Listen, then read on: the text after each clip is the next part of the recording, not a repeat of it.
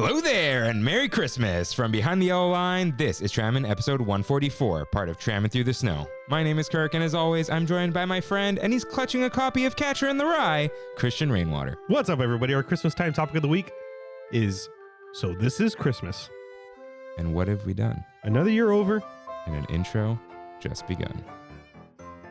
Hello, everyone. Welcome aboard Trammin, a Disneyland podcast. Please lower your head and watch your step while boarding. As a courtesy to other passengers, we ask that there be no eating, drinking, or smoking on board. In just a few moments, we will begin our trip into the Disneyland Resort news and topic of the week. Ladies and gentlemen, this tram is ready to depart. Driver, you are clear. Welcome back to Trammin, everyone. Happy Wednesday, Merry Christmas, and Happy Hanukkah. We are your ho-ho hosts, Kirk and Rain. What's up, Rain? Christmas came way too fast, right? Yes. So it's, man. Gone in a flash, dude. Like, it's insane. It's insane. Halloween's here for like half the year now, and we get Christmas right after Thanksgiving. So we have like less than a month of it. Really annoying. Yeah, like Christmas starts at the parks, but like I'm not wearing the hat yet. Yeah. Dude, this year though, I'm pretty full in Christmas. Like, I got pretty into it, and I'm happy about it. I don't know if I know every year when you get older, it feels less and less Christmassy. But like, I don't know. This year it was super quick. It was, and I think it was like because Thanksgiving was. You know, sometimes it hits like 24th. Yeah. It hit like 26th. Or did it? No, I don't know. There's something about this I felt year. like that first week of December didn't count. It was the 24th this year. Oh, it was? Yeah. Dude, that first week of December, I think just like disappeared. It really did. I got my tree a few days too late. It's just like. I was pretty proud of myself. I was driving through my street. I'm like, I wonder how many people put up lights in my neighborhood. My street was empty, dude. Or it is empty, I should say. I'm one of the only people who put up lights. So Cool. Yeah, I put those lights up this weekend. Because I didn't put them up. Mm-hmm. They're white string lights, which I thought cost more. You know, the white wire. I bought 3 boxes from Target. I'm like, okay, fine. I'll just return them. I thought I was going to get $30 back. So I'm standing in the line. No one works at Target anymore. No, nobody does. Dude, it took so long. I angrily went back into my car and just like threw the boxes and continued shopping. They were only $5 each. So when I got home, like put up the damn lights.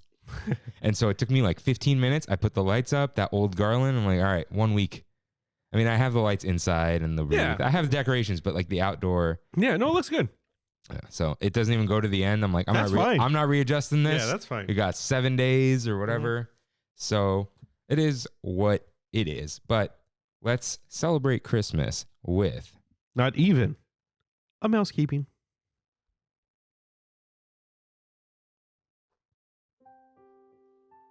If this is your first time here, welcome aboard Trammin, a Disneyland podcast, where Kirk and I talk about the Disneyland Resort through and only through our eyes. To catch up on jokes, references, context, and backstory, check out our lore page on trammin.com/lore. For our recommendations for Disneyland, DCA, and more, check out trammin.com/recs. For artwork to make your own Trammin merch, visit trammin.com/art. And that is for your personal use only. If you enjoy the show, like, subscribe, comment, and share, and review us wherever you can, including Spotify, Apple Podcasts, and my favorite, YouTubes. For a visual guide of the show, and no. Yeah, this is new. This is new. This is new. Let's go. For a visual guide of the show, follow at Trammin Podcast on Instagram. Write in to the show in our DMs. Visit trammin.com/ask or send an email to ask@trammin.com. Whew, that was hard. If you use Discord and would like access to our server, let us know. And you can find all these links and lore, except the Discord one, on trammin.com. Yes, you can. Yeah, I'm workshopping this. I'm gonna clean up the artwork thing because there's so much stuff, but I don't want it to take longer. Right. So Instagram.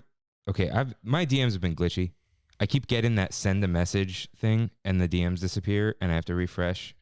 What's with social media right now, dude? In general, I'm so over everything. That's why. So like, if I was going to take out the email, but then I realized if they write in, we can't reply from the website. So good point. Yeah. So it's like, unless they put their email. Yes, which you can do. So yeah, if you go to trammin.com/ask, there's a little form. It says first name, last name, but there in the note, it's like first name, last initial, right? And then what you're writing in about, like you're right, we have it so good. And you can write about other stuff too, right? But it's going to go in one of those two things. And then a message box. And then it'll send us an email on its own. But if we miss the email, there's a Google Sheet that'll have the timestamp. Nice. So I can go check them. The backup. Yeah. And so I have that. We have the email. You can still DM us on Instagram. But that's like, it's the visual guide, right? Yeah.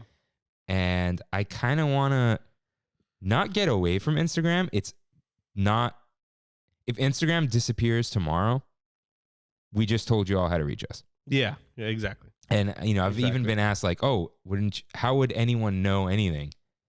Any updates if Instagram was gone, whatever. It's like, I can just publish something and then everyone's phone lights up that says Trammin announcement.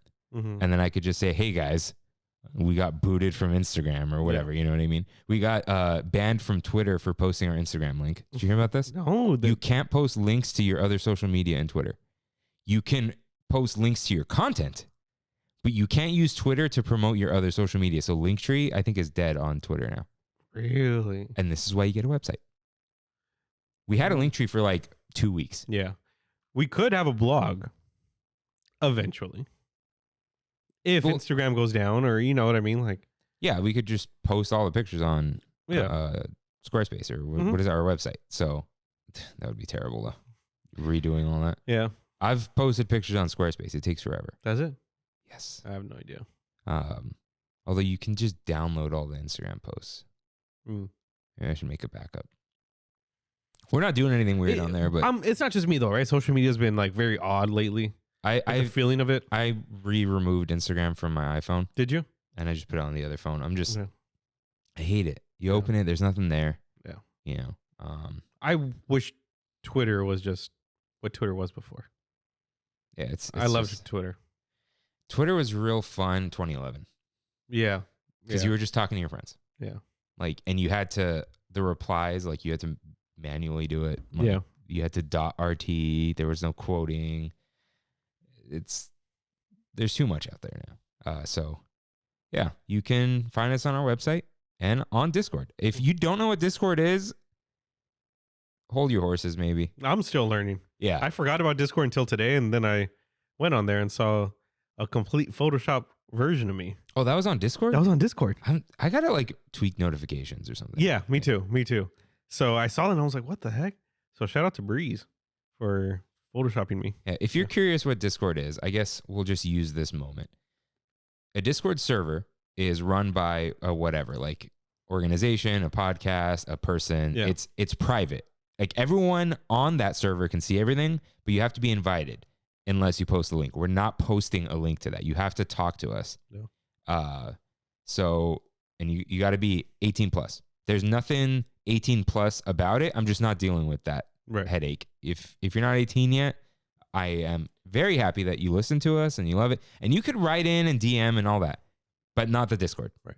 That's just, Because our hall monitor pass coming up. Right yeah, the Discord is still like, it's still PG-13. Yeah. But it's like, sorry. Oh, we are like bouncers, huh? Into a space. We're like bouncers. What? For the Discord. Like a bouncer at a club? A mod? Oh, yeah, true, huh? Yeah, that is the same thing. Yeah. Literally just bouncers. That's funny. No, I have a word for it that I'll put in the Discord. It's real cool. But it's a server, which is a space, and each one of those servers has channels, and channels are basically conversation topics. Yeah. And then when you click on one of those channels, there is an ongoing thread that goes forever. So if you've been gone for like a week, you miss some conversations. It's not like posts. Yeah. We can have channels that are like, here are updates that no one else can post to. But like there's the general, which is just like an ongoing conversation. But then there's food, where people will post pictures of food. You comment on it. If you miss it, it's not a big deal. I don't understand really though the difference between this and Slack. Slack is purely, there's Slack channels and stuff. That was the whole point of Slack for me, was the hashtags. I really don't see the difference. I mean, other than Slack is like a communication tool within a company. And Discord is like, you can have thousands of people. And you can have bots. And I know there's Slack bots now, but it's like Discord is more like it. Discord is a social media. Whether you like it or not. It is. But it's just like a place where you can all go talk. But it won't be like if you join and you're like, I don't want to miss anything. If there was some like official update or whatever, there's an announcements channel and no one could post that except us. So it wouldn't be like this huge thing you got to scroll through. Oh, that's cool. Like you can make like hey, you can just check here and maybe once a week there's an update there. It's not like that's almost a blog. Yeah. That's cool. I didn't know if you're very confused, you're not ready yet, or you don't use it, don't worry about it. Like you can still reach us everywhere else. We're still going to be as reachable as we can. Yeah. That's just like, if you like Discord and you use it and you are 18 and above, let us know. You can come hang out. We got a few people in there already. And it's real chill. We just kind of check in on each other. What are we eating? What decorations have we put up? You know, all that kind of stuff. If you want to learn more, though, you should watch a YouTube video because I don't know everything yet. And the reason it's not like, I mean, we just did kind of make it public, but we gotta mod some people. Yeah, make people some mods and get a rules channel going. I think I have an idea of who. Yeah, me too. Yeah. So we'll go from there. But before that, it is time.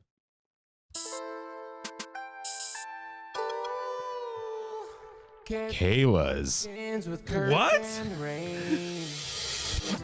So Kayla Park? No. Oh, okay. Kayla Kimmy's sister. Kayla. Oh, okay. So we all hung out. We got this little tradition going now for Christmas. But she was like, "Hey, I got this cocktail that we made at an event, and I have some extra.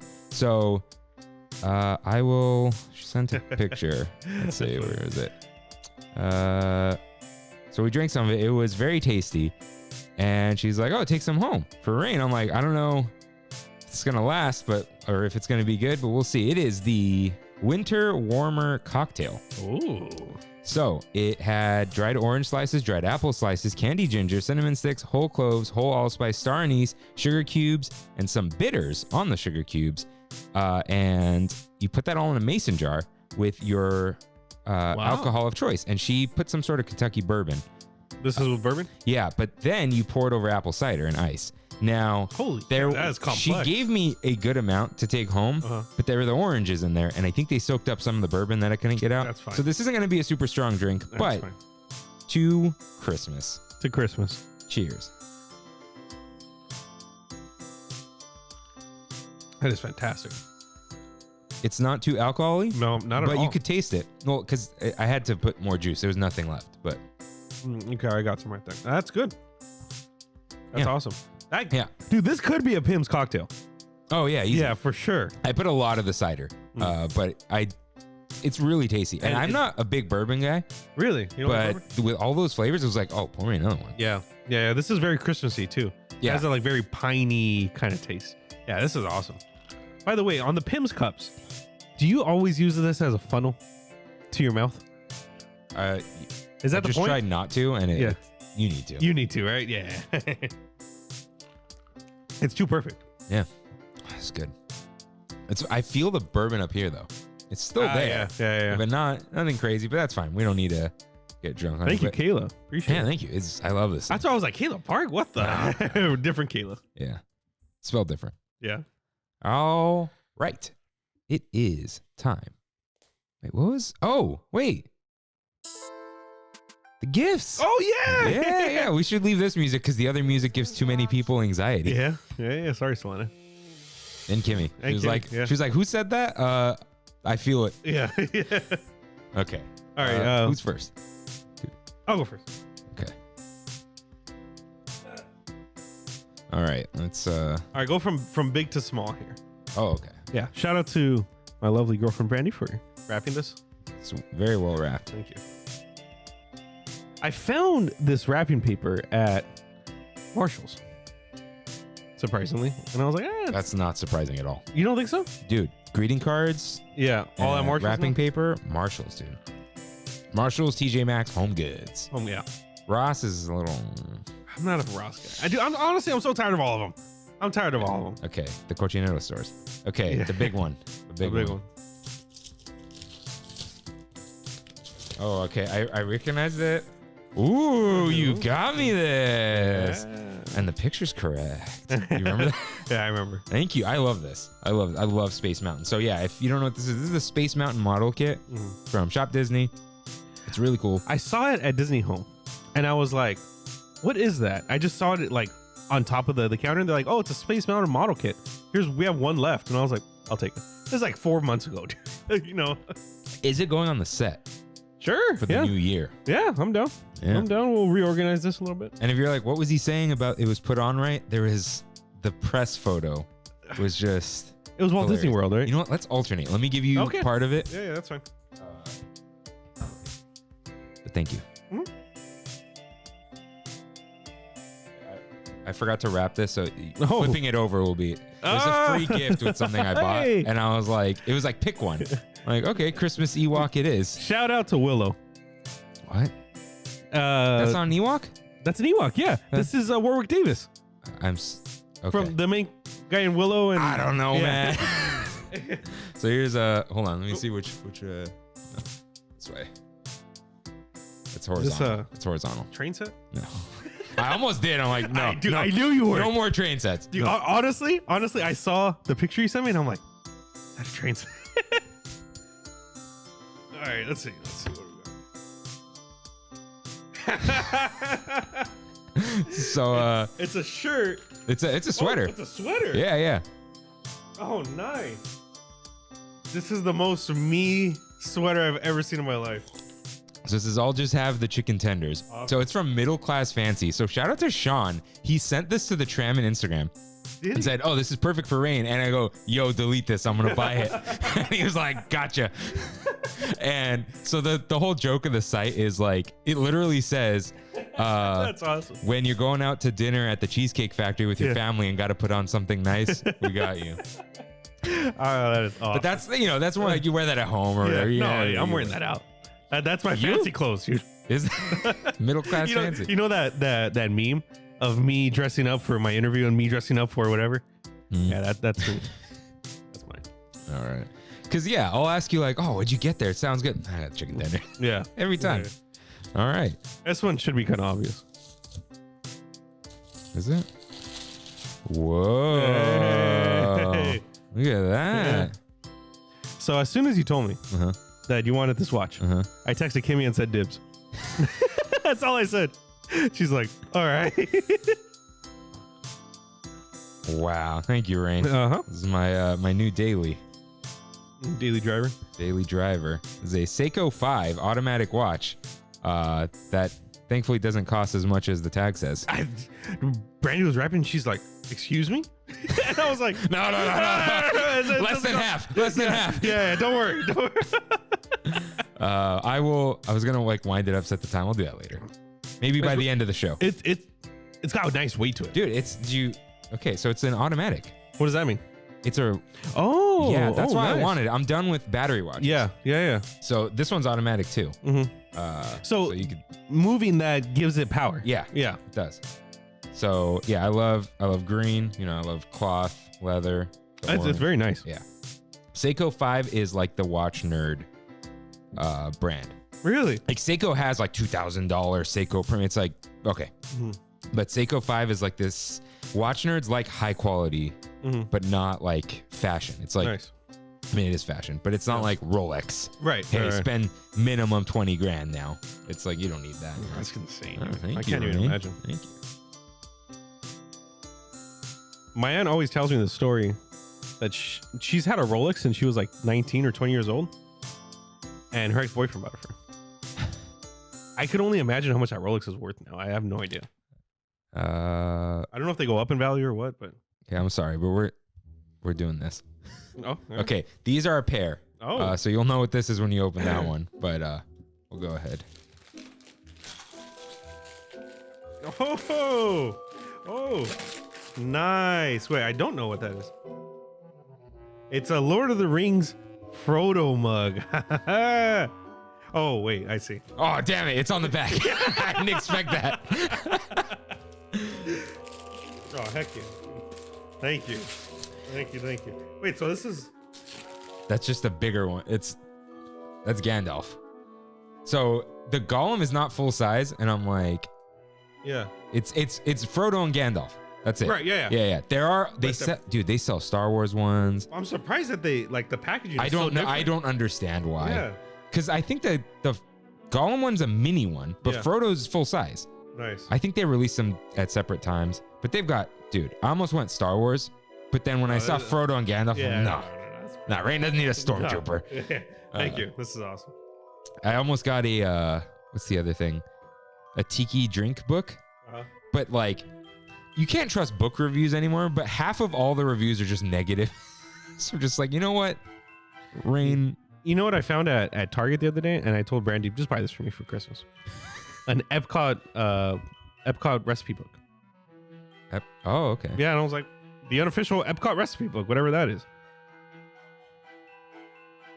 I'm like trying not to like rip my own skin off. Yeah, I was like, can you even take that off with your hands? Oh, there it is. Sure. All right, we're doing this.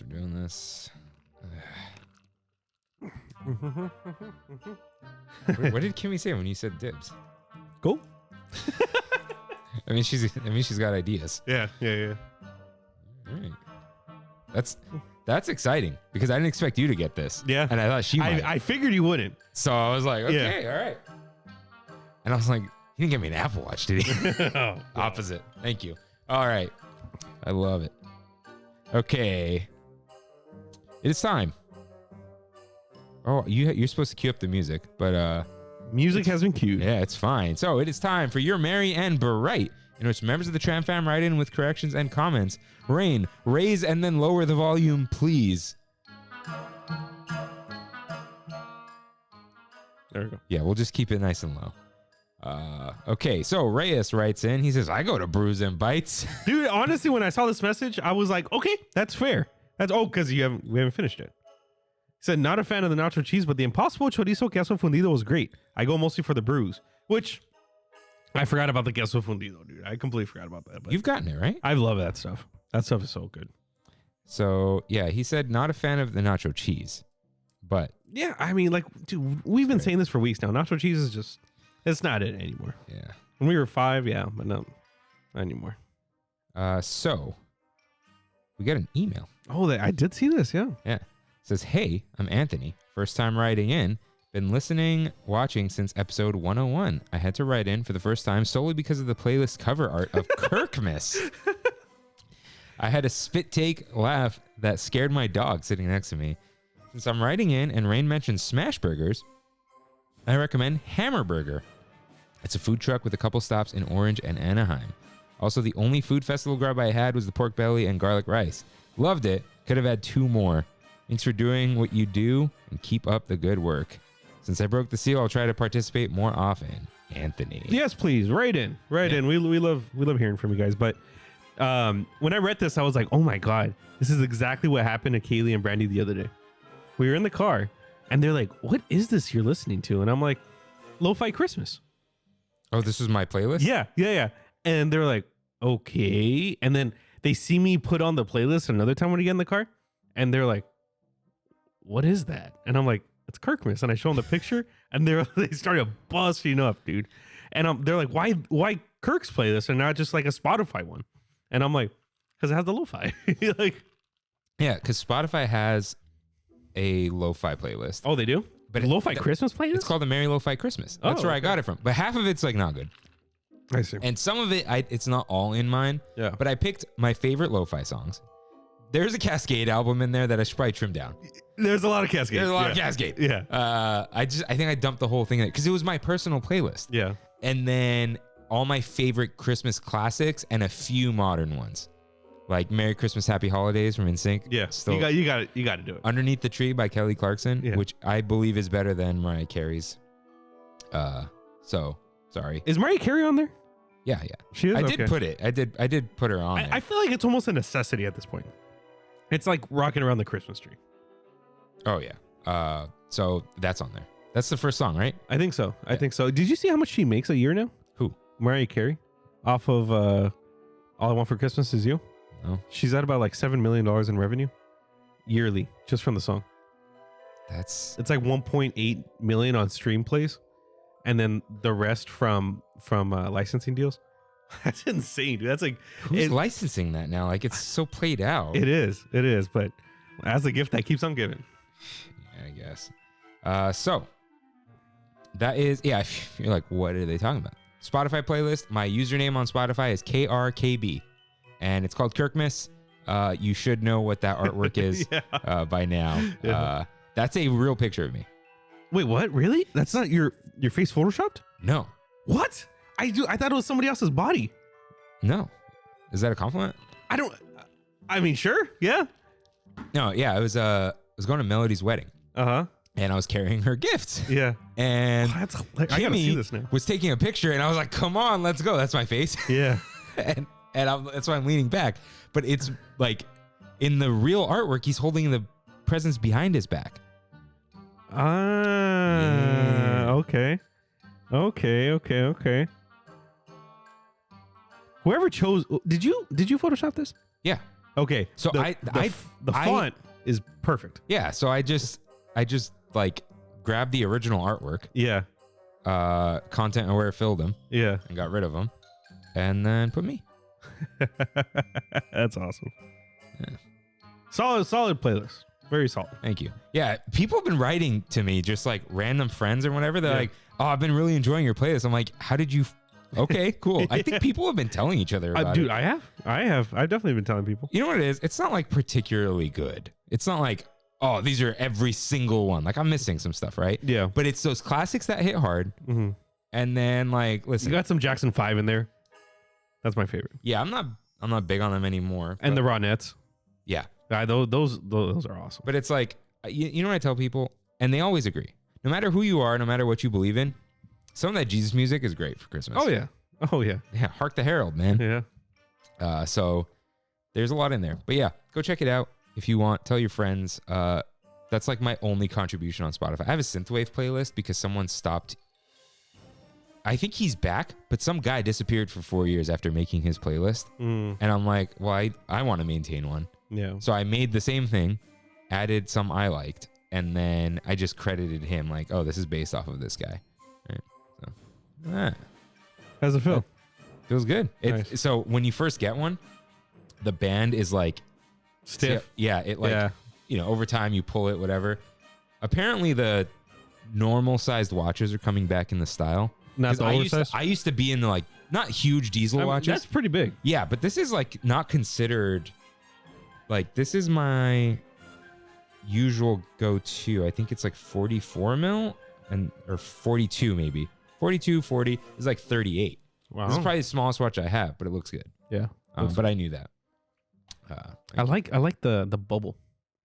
Oh yeah. Yeah, that's cool. And I do, isn't it sapphire? I think it is. Hmm. Sapphire is a big deal. Doesn't scratch. All right. That's enough of that. Watch talk. Susie writes in. Well, watch. It was a lot of Kirkmas. Yeah. Yeah, I guess we don't have to talk about it later because I put it in the notes on Okay. now slaying. Susie writes in. Hi guys. I'm glad you like the email because I do too. I'm working on my laptop and I prefer typing on a keyboard than on my touchscreen on my phone. 1. Thank you for your right. Right back to me on my incorrect version of Rain's Innoventions throw up story. I listen to so many episodes back to back, but not always in order, depending on my mood and what subject I prefer during work. Both stories are good though. Next, thank you for food suggestions. I definitely do know good Mexican food. My stepdad, since I was 3, is from Guadalajara, Mexico, and from a huge family that cooks very well. I grew up eating delicious, authentic Mexican food. Also, I live in Tucson, Arizona, where there is a lot of great Mexican food. So due to this, I probably will not get the pozole torta. Disappointed that it's just okay. However, I trust your opinions. I cannot wait for the Food and Wine Festival in general. We love the food, but also the music. I'm excited to see the holiday toy drummers. Love it all. Nothing like seeing that beautiful castle all dressed up, Main Street and wreaths and garland across and up and down. I love, love, love the old-timey Christmas music on Buena Vista Street. Love it all. Thank you, as always, for an enjoyable episode. I look forward to them every week. Happy holidays, Susie. P.S. As soon as Kirk asked Rain what the best Danish butter cookie shape was, I was screaming in my head, pretzel. They're so good. They remind me of my childhood, but I never buy them. This is the second time this week they've been referenced to me. Maybe a sign just to get a tin. Hey, you needed some place to keep your sewing stuff. You do. So All your knickknacks and thimbles and, knickknacks, patty wax. give a dog a bone. I'm going to quickly do a you're right to her you're right here. I think she's talking about Festival of the Holidays, not Food and Wine. Did she say food and wine? Yeah. In my head, I read Festival Holidays. Right. Yeah. I think we're talking about Festival She of knows, Holidays. though. Yeah. She knows. Yeah, I tried the pozole. It's bland. Right. Okay, now we have a problem. Valerie was boots on the ground, giving us the food Rex. She liked it.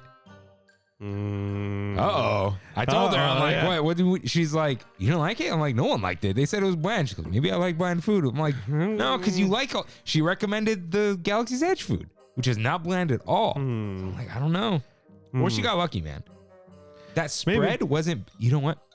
The consomme needed more salt. Yeah. And there needed to be more of that spread. And maybe she got that. Maybe. Who knows? Maybe. I just had some really good pozole at Liliana's in East LA, which is okay food. They're fine. That's like mediocre Mexican in all honesty, but the pozole, I think hit. It's good. If I was Mexican, I'd be like me. Mediocre Mexican. Okay. Right in. No. It's not going to go there.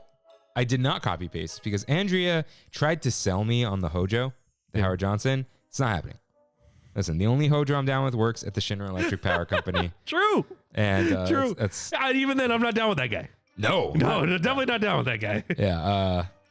She was like, oh, but that's sweet. I'm like, it's nice, but it's not hotel nice. Yeah. And the tiles tell me all I need to know. I'm sorry. I went kind of exploring yesterday in the Grand Californian. It's a nice hotel, man. Were you there yesterday? Literally what I messaged Kimmy. I saw Kimmy posted yesterday. I was like, were you guys there last night? We were exploring the hotels. Me too. What the heck? But I got there late. I got there like at 9. Was it you and Brandy? Yeah. Yeah. We're probably having our last Christmas moments with our significant others. That's fine. That's so funny.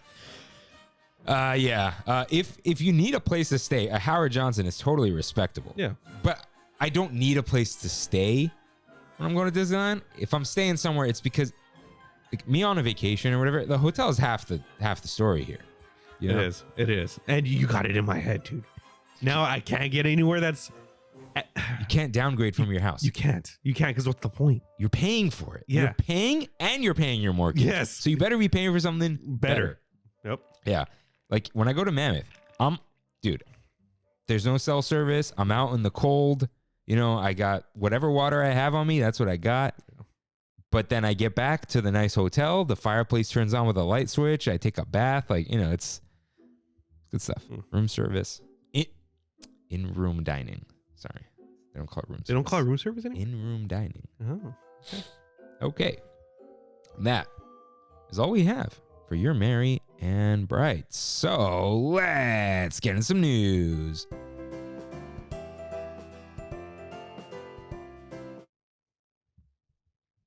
Got some headlines for you guys. Some holiday headlines. Oh, I was supposed to say it's time for some holiday headlines. That was fine, dude. That was good. The reason I paused so long for the mousekeeping, I forgot to change the sounds over, but I'm like, I'm not going to press the wrong button. I'm going to take the moment and change. And then I touched it, but it didn't register on Tramtober. Oh, that's right. I was like, That's right. Okay. So the duck is in the details. Anaheim Ducks Day schedule announced. So around like in the morning, the Ducks are going to be there. They're going to have a meet and greet in stage 7, not stage 17, somewhere around there. They're going to have a cavalcade. It's all on the website. That is on January 12th. But the next day, the festivities continue in downtown Disney. So whatever's in downtown Disney is there both days. The Ducks will not be there the second day. Got it. But yeah, you can go hang out there. More details on Disney Parks blog. Did you make a res? Yeah. Yeah. For the I don't know if I'm going to go when they're there. I don't know any of these new players. Yeah. I think I might leave like an hour early work and just get there, enjoy some of the duckness, you know. But let me know how that inflatable is holding up. Let me know. I need to give him a call. Yeah, you're based in Anaheim. Yeah, I am. Okay. Next headline, Centennial Spectaculars. Showtimes, runtimes, and more details announced about the Disney 100 Nighttime Spectaculars. So, World of Color 1 is 24 minutes long. The first 2 days have a 9 o'clock and a 10:15. It doesn't go on past that, but that's how World of Color used to be. There were 2 showings, right? Even last week, there was 2 showings. Yeah, so people were saying this is weird, but we're not. I think they're just not sure if it's going to be ongoing or maybe during the week it's only 1 and on the weekend it's 2. So this is a new show, right? Yes. Okay. So it includes like Disney classic animation, all the new 3D Disney movies and Pixar movies, which but it's focusing on animation. Yeah, like Walt Disney Studios. Like Pirates of the Caribbean, I don't think is going to be in there. I mean, I'm trying to think of anything else that's live action that was in of note. Yeah. And that was in the original. Yeah, it was just Pirates, right? Yeah, I think so. Because Pirates was great, but everything else, does Disney have any other good live action? Modern. Jungle Cruise? I guess. I almost don't count that. Right? It almost something's odd about it. It feels like a Disney Plus movie. Yeah. Yeah. Jungle Book people liked, right? They did. Jungle Book is the reason for all of this nonsense. Right. That's pretty much it. And then I forgot to put it, but is it called like Wondrous Journey or something? What? The fireworks spectacular? No idea. The new fireworks show. Disney 100 fireworks. This keyword's not bad. Yeah, Wondrous. Oh, just Wondrous. Wondrous Journeys. Yeah. Okay. Whoa. It will kick off on New Year's Rockin' Eve. Huh. I didn't know that. But yeah, that is, again, celebrating Walt Disney Animation Studios. That is 13 minutes long at 9:30, totally normal. Yeah. There are more details you can go check out, but I'm not like, not that it's a spoiler or I'm going to be surprised, but like, I don't need the rundown of the show. Yeah, no, I'd rather just enjoy it. Enjoy it. I'm not going to be like, oh my God, they put that here. Like, I expect it all to be there, right? Right. It's just like, oh, this is coming next, Yeah. That's no fun. And The Nightmare After Christmas. Haunted Mansion Holiday will now close on January 30th. An extra 3 weeks than originally announced. Yeah. Matthew Serrano, friend of the show, tweeted a very beautiful tweet today analyzing this whole situation and said it's insane to think that we get only about 7 months now of regular Haunted Mansion. I was going to do like how long, not how long is this open? How long is Haunted Mansion this plus closed? Yeah. And it's 7 months is not including closures. Right. Yeah. So refurbishments and all that and the time between the transition, not included. You sure? That's what he said. No, Whatever's on Twitter is factual for me. No, because no, it opens in September. Uh-huh. So that's September, October, November, December, plus January. That's 5 months. Oh. 7. Yeah. Oh, Yeah. okay. Yeah, that's... Dude, I was guessing. It seems like half the year. Yeah, it's about half. Half the year you don't have Haunted Mansion. Yeah. Yeah, but I think they are doing this because they are closing a bunch of stuff in January. A ton of stuff. Like Indy has like, it's only a month long refurbishment, but Indy's closing, and Big Thunder? It's a Small World. I don't know. I don't remember. I saw a picture of like 9 different things that were closing. It's a lot though. And Mickey and Minnie's Runaway Railway is opening 2 days before that. Yeah. I think they don't have the staff to shut it down and move everything around. I think everyone's like all hands on deck. They're out of people and everything's closed anyway. Yeah. People are going to be mad. There's nothing to ride. Hey, we'll just buy some time. People hate it, but ride it anyway. They don't really hate it. I think more people like Holiday. I think so. It's just we don't want to admit it, but I think that's the case. I mean, it's kind of obvious with the wait times, right? They're not Disneyland fans. They're Disney fans, which is what Disneyland is for, Or they're barely fans at all. They're just at Disneyland. They're like, oh, wow, Nightmare Before Christmas ride. This is people who play Call of Duty versus Exactly. people who play everything else. people who play Japanese role-playing games. Yeah. Final Fantasy. Yeah. Not even like God of War. Everyone plays God of War. Yeah. It's the Call of Duty people versus the people who play those games and the subset of those people who listen to game podcasts. Yeah. Yep. Yeah. Because it's like the big thing. I know this is silly and you guys don't care, but it's like Horizon Forbidden West. No one's talking about it. One of the best-selling games of this year. Really? Yeah. But no one talks about it. And the bundles don't count. And then... Really? They don't. Okay. And like God of War, yeah, people are talking about it, but not like Call of Duty. But then I'm at work and Addy, who probably hasn't even turned on his PS5 in months, right? Like, hey, you get God of War? I'm going to buy it. I'm waiting for the copy. I'll play it like after I'm after I'm done with Warzone. Like he just plays Warzone. Dude, that's But Johnny even he at wants work, God of War. Yeah. Literally Johnny at work. He's like, I have Game Pass. Like, but all I play is Warzone. But he wants God of War. And Johnny's playing God of War now. Because it's just you play God of War. Yeah. That's a good point. Because there's ads on television. We don't do that. Yeah. So yeah, that's just it's sad but true. I don't know. But it is now time for our Christmas time topic of the week. So this is Christmas. War is over. The sound is going away next year. You don't like it? It's not. Yeah. It's not. It's not the GOAT. It needs, yeah. It needs more oomph. Mm. So, we're talking about what makes Christmas at Disneyland and DCA special. So, we asked some of the Tram fam for what they think, and of course, we put in some of our input. So, first up, Nicole, all the extra lights. So, before we get into that, Jackson says, stuck between two, the vibes of Main Street and It's a Small World. So, let's talk It's a Small World first. Absolutely. I know I've said it a million times before. I'm amazed every time I go over there. Dude, literally, I was walking on Main Street last week, I think, and I saw like Small World just peeking through right by the castle. And I was like, I told Brandy, like, is that a reflection? Like, and she's like, no, it's a Small World. Like, it's just straight away. And I was like, oh my God, you're right. And yeah, it's absolutely gorgeous, dude. I literally feel like a fly going to that area. Just like, like it's amazing. And the only negative I have to say about the lights of Small World is it makes the area crowded. I feel like more people go over there because of the lights. Well, they're going on the ride. That's true too. The line goes way out. Yeah. So I haven't been on. Kimmy and I kind of made a vow to go on it yesterday. Oh, okay. Like we will try to do it during the parade. Yeah. And I'll tell you about how I got there.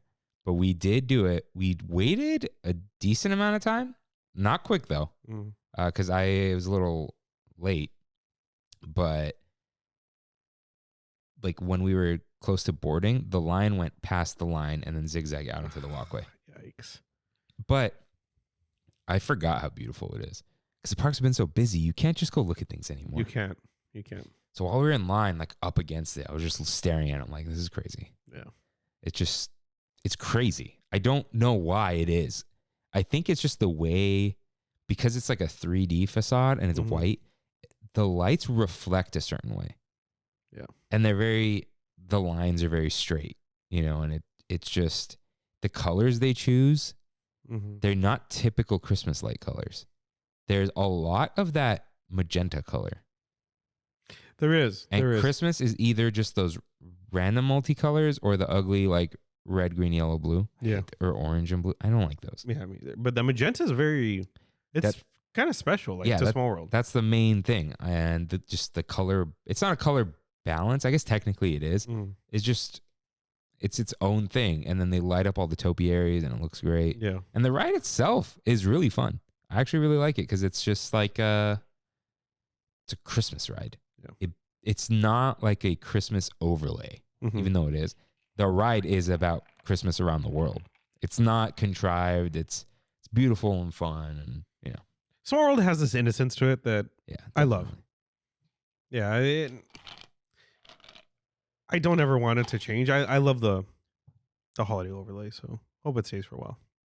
It brings people in, so it will stay. Yeah. You know? And that's like their little crown jewel, you know? Mm-hmm. Like, Castle's cool and all, but it's a small world. It's special. That's in the art. Yeah. That's in the ads. Yeah. I absolutely love it. But the second half, Main Street's garland and trees. Yeah. The other day we walked in and it wasn't too busy and I felt like I could see more. And it was such a nice view. Yeah. Especially like the clear and dark sky with the garland going across, and it's not even the tree. It's like the rest of Main Street. Honestly, like I'm kind of over the tree. I don't know if it's because we're just used to it now, but seeing the garland hang and I saw this picture the other day that I guess a cast member told one of the guests to take. You can line up one of the garland with the tree star. So if you stand in just the right spot, the hole in the garland hits just the star. Like, it was the coolest picture. I was like, I don't know if that was planned, but if it was, it's centered. So yeah, you just have to right. stand in the right spot. You know? Mm-hmm. Yeah, because the garland was gone for the longest time because of Paint the Night. But yeah, this is a new tree. I think we've talked about this before. This tree has yellow lights. That's right. It used to have multicolor, and then it would turn the bright white when they did the lighting ceremony. Mm-hmm. This is yellow. I don't know if I like it that much. I think they need to be brighter, but not cool. I don't like cool lights. No, they're not cool. Just like a slightly less warm, less yellow, more just warm light. I think. Like this. Yeah, like regular Christmas lights. Yeah. That's all. But the way everything's just lit up, the gas lamps, the extra wreaths, and it's just great. And we'll get to that later. And then you also have Grizzly Peak in the other park. This is a dark area most of the year. Yeah. But it doesn't become a bright area this time of year. It just has lights in it. And it's lights in these little mason jars. That are colored like red and green. And it's the colors we don't like, but they work because they stay dark. Yeah. And they're one by one. Yeah. And they kind of blend with the trees. Like they're not sticking out. They're not like, if you shut off all lights in my house right now, my house is bright with these white lights. Yeah. You wouldn't want that area to be bright. You just want this glow. It adds to the ambiance. For sure. And Brandy and I were walking down, the Grizzly Peak area the other day, and I was like, man, this is so cool. Like, it's so simple, such a simple idea, but it works so well. Well in that area. And it looks convincing too. You don't see the string lights. Like you don't see the strings that are holding them. You don't see the wires in between. No, you don't. Because it's so dark and the lights are so dark. And it's, they're like bundled up lights inside. It's not one bulb. It's like little. It's like a wire. Like those pixie lights. Yeah. Just shoved in there. But yeah, it's absolutely beautiful. And even the lampposts with the rustic garland on them. A lot of these lights kind of amaze me because just putting Christmas lights up at my house, one of the hardest parts about the whole thing is finding power and how you run the power. You have a very old house. I do. But I do have accessible power outside. And it was pretty easy to do that. It's just you have to properly connect multiple extension cords to hit multiple. You got to plan it. You do. And so when I see, 50 of these mason jars in there, I'm like, do they got cable running through all these trees? Like, I have no idea. Unless they're just all solar powered, but I don't think so. There's cable. Yeah, but they have hidden little power boxes everywhere. And with them, they can run wire. Yeah. It's not a bunch of extension cords for them. They can, like, they have a cable, Grizzly Peak Northwest. That's the cable for that area. That's the perfect length and whatever. Because you can even, like, if it's too long, you just snip it and fix it right there, like electricians. You could do that at home, too, if you want. But that's above my pay grade. Making an extension cord is not hard. No, not that. But just don't do it. You don't need to. So it is beautiful. I think the hardest part is getting all the lights to face outwards. Yeah. Sometimes they don't agree. Yeah. You just got to keep twisting. I bought a ladder this year because the front of my house is actually really high. It's like 20 feet. No way. No, it's not 20 feet. Maybe 15. That ceiling is 15 and a half. Is it really? This is higher. Okay. On an 8-foot ladder, I can't reach the roof. So maybe like 13. Yeah, because you're only half your body's Yeah. at the top. Yeah. Probably 15. Maybe. At that tippity top? At the tippity top. Yeah, literally the peak. Yeah. And it was really hard for me to get lights to like properly angle like that. So I just had to like throw them. But I even got a ladder that it's one of those extension ladders that you put up against the wall. Yeah. And I used it. And even then I had a hard time. Mine is a 15-foot ladder. Yeah. I bought the big boy with the wheels. Oh, with the wheels? I don't like it.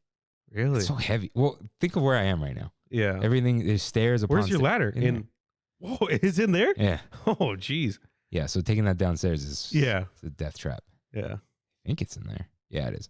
But anyways, lights. Buena Vista Street lights, they're kind of dim. I think DCA is a muted Christmas. which is okay with me. Me too, because they're so loud for our Halloween. Yeah. It kind of flips.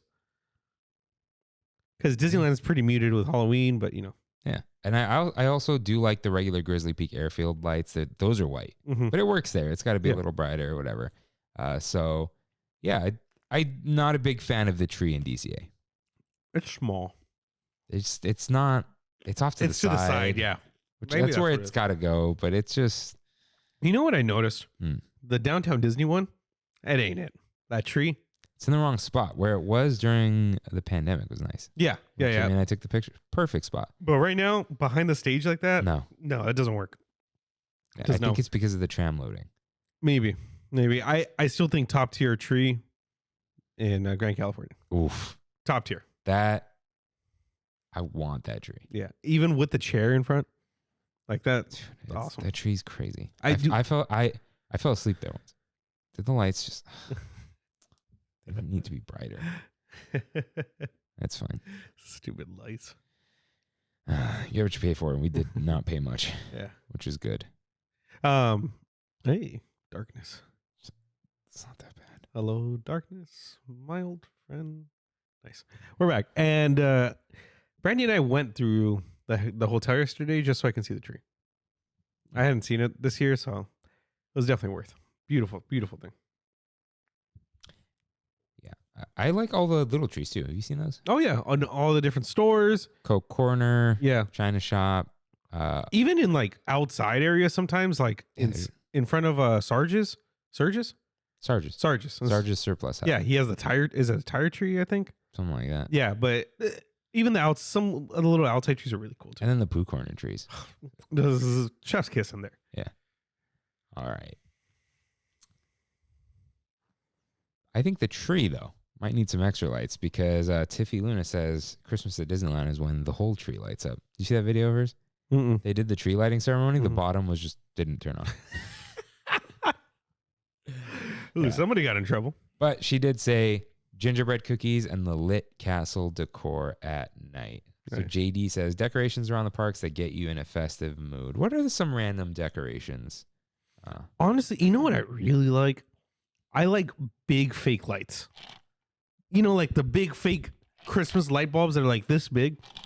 Yeah. I don't know what it is about it. Like the bulb is smaller than the bulb. Yeah, There's exactly. a fake bulb. Right? Yeah, I love those things. We used to have those with the stake in the Yeah. ground. Yeah. Those are cool. Probably from Big Lots or what's the other one? Pick and Save. Hey, dude, shout out to Pick and Save. There's still There's kind of one. I know of one, but that's it. Yeah. I mean, it's kind of a cop out to say, but shout out to Cars Land. We'll get to Cars Line. Yeah. We'll get to Cars Line. What's another The one? garland hits me too in general. But we've talked about the garland. Is there like a unexpected decoration. Yeah. You know what? I saw this yesterday. Walking down by Embarcadero by Ariel's. That's the store, right? Yeah. On the right side, on top of the bathrooms, on top of the restrooms, okay, there was a window with a menorah with the Hanukkah candles lit up. Oh, that's cool. And I was like, that's so random, but it was an actual, the candles were actually lit. Nobody in there with the curtain behind it. completely random because yesterday was the start of Hanukkah, right? Yeah. So I was like, I don't know if that was intentional. How many candles were lit? All of them. Oh no, they just have it on the whole season, but that's fine. Yeah, it was cool. It was cool. Very unexpected thing. Yeah, there's the window on Buena Vista Street, Julius Katz. That has a it's that's like the Jewish window. It's the Hanukkah window. Yeah, it's cool. Yeah, as far as random, glad to see the Hanukkah stuff. Considering sneaking in slowly, it is not sneaking. Like it's they're getting there. I've just been watching so many documentaries and stuff where that talks about Walt Disney and his anti-Semitism and stuff. So that's like good on them. Good on them. Not every way that Walt did it was correct. Yeah. So, he gets his little tree. Walt? Yeah. Which tree? In the window. There's a little tiny Christmas tree. Oh yeah, inside of the apartment. Yeah. Okay. Yeah, that'll be mine. So Selena writes in the decor and the vibes. So what gets you in the most festive mood that isn't a decoration? That is not a decoration? Yeah. For me, more than the tree, more than the garland, is the loop on Main Street. That loop. You know what? The Buena Vista Street loop for me. So let's start with Main Street and we'll go to Buena Vista. Because I do love them both. With Main Street, I like that there's like classic songs with like there are no lyrics on any of them, but you can hear like a choir, you hear like silver bells, whatever, and then you get like the music box. But it's the same album, but they split it throughout the whole thing so you don't get tired of it. Right. And it's like this the Main Street loop feels like you are on an old Main Street and it's closing for the night. Yeah. But it feels like that the whole night. Like it's not right. closing, like it's going to close. Right. You know, you're closing out Disneyland. Yeah. And it's just a beautiful feeling, especially when you just sit there and take it slow and whatever.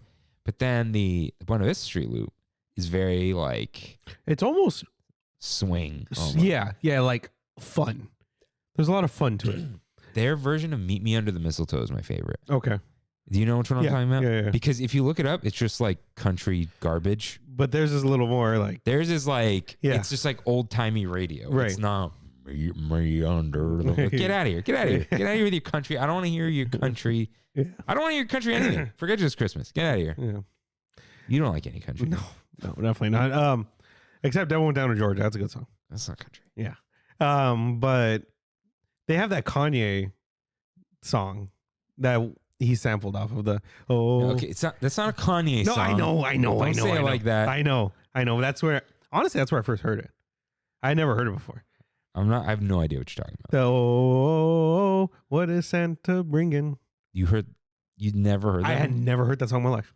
Huh. And then him and Kid Cudi used it on the Kids See Ghosts album on like their main song. And then I heard it walking down DCA once. I was like, what the heck? Are they playing Kanye West? No, it's just the original song. The original song is much better.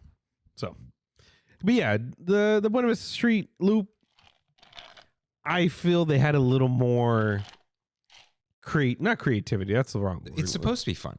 Yeah, like they just had more variety than the Disneyland one. Disneyland is very classic. That's the DCA is very have fun with your friends. Yeah. It's just always been that way, I feel like. Not always. Yeah. But I mean, I think that's the end goal for everything at DCA. So, but yeah. I mean, to tell you the truth though, I love the Main Street one. The Main Street loop is also very good. Sometimes like you said on your playlist, sometimes you just need some of the classics. Yeah, I download YouTube music once a year just to have the loop easy to access in my car. Yeah, which I haven't played it enough. Kimmy texted me a tweet from Dwayne "The Rock" Johnson. Oh, about the Black Adam thing? Not being in the first chapter, but maybe in the future. Yeah. Do you see what he ended with? All right, now let's have some Terramon. That guy knows how to sell, man. He knows how to sell. He does. All right. Kimmy writes in. She loves how immersive and detailed the parks are. So now I will allow you, Rain, talk about Cars Land. It's just like Halloween. Maybe a little less for Christmas, but the amount of creativity that went into Cars Land decorations is just insane to me, dude. Technically, they have 2 overlays on rides. If you think about it, right? Mater's has Christmas songs. Yeah, they didn't call it Jingle Jamboree. Or at least the sign didn't. No, but on the app it says it. Yeah. Okay. Yeah, and same thing with Luigi's. Not flying tires. I keep wanting to say that. So normally it's Rollickin' Roadsters. It has a name. Yeah, I know. We've said it. Yeah, I've been on it. But you just think like all the trees, all the, the garland that's up with there, the white tires. Yeah.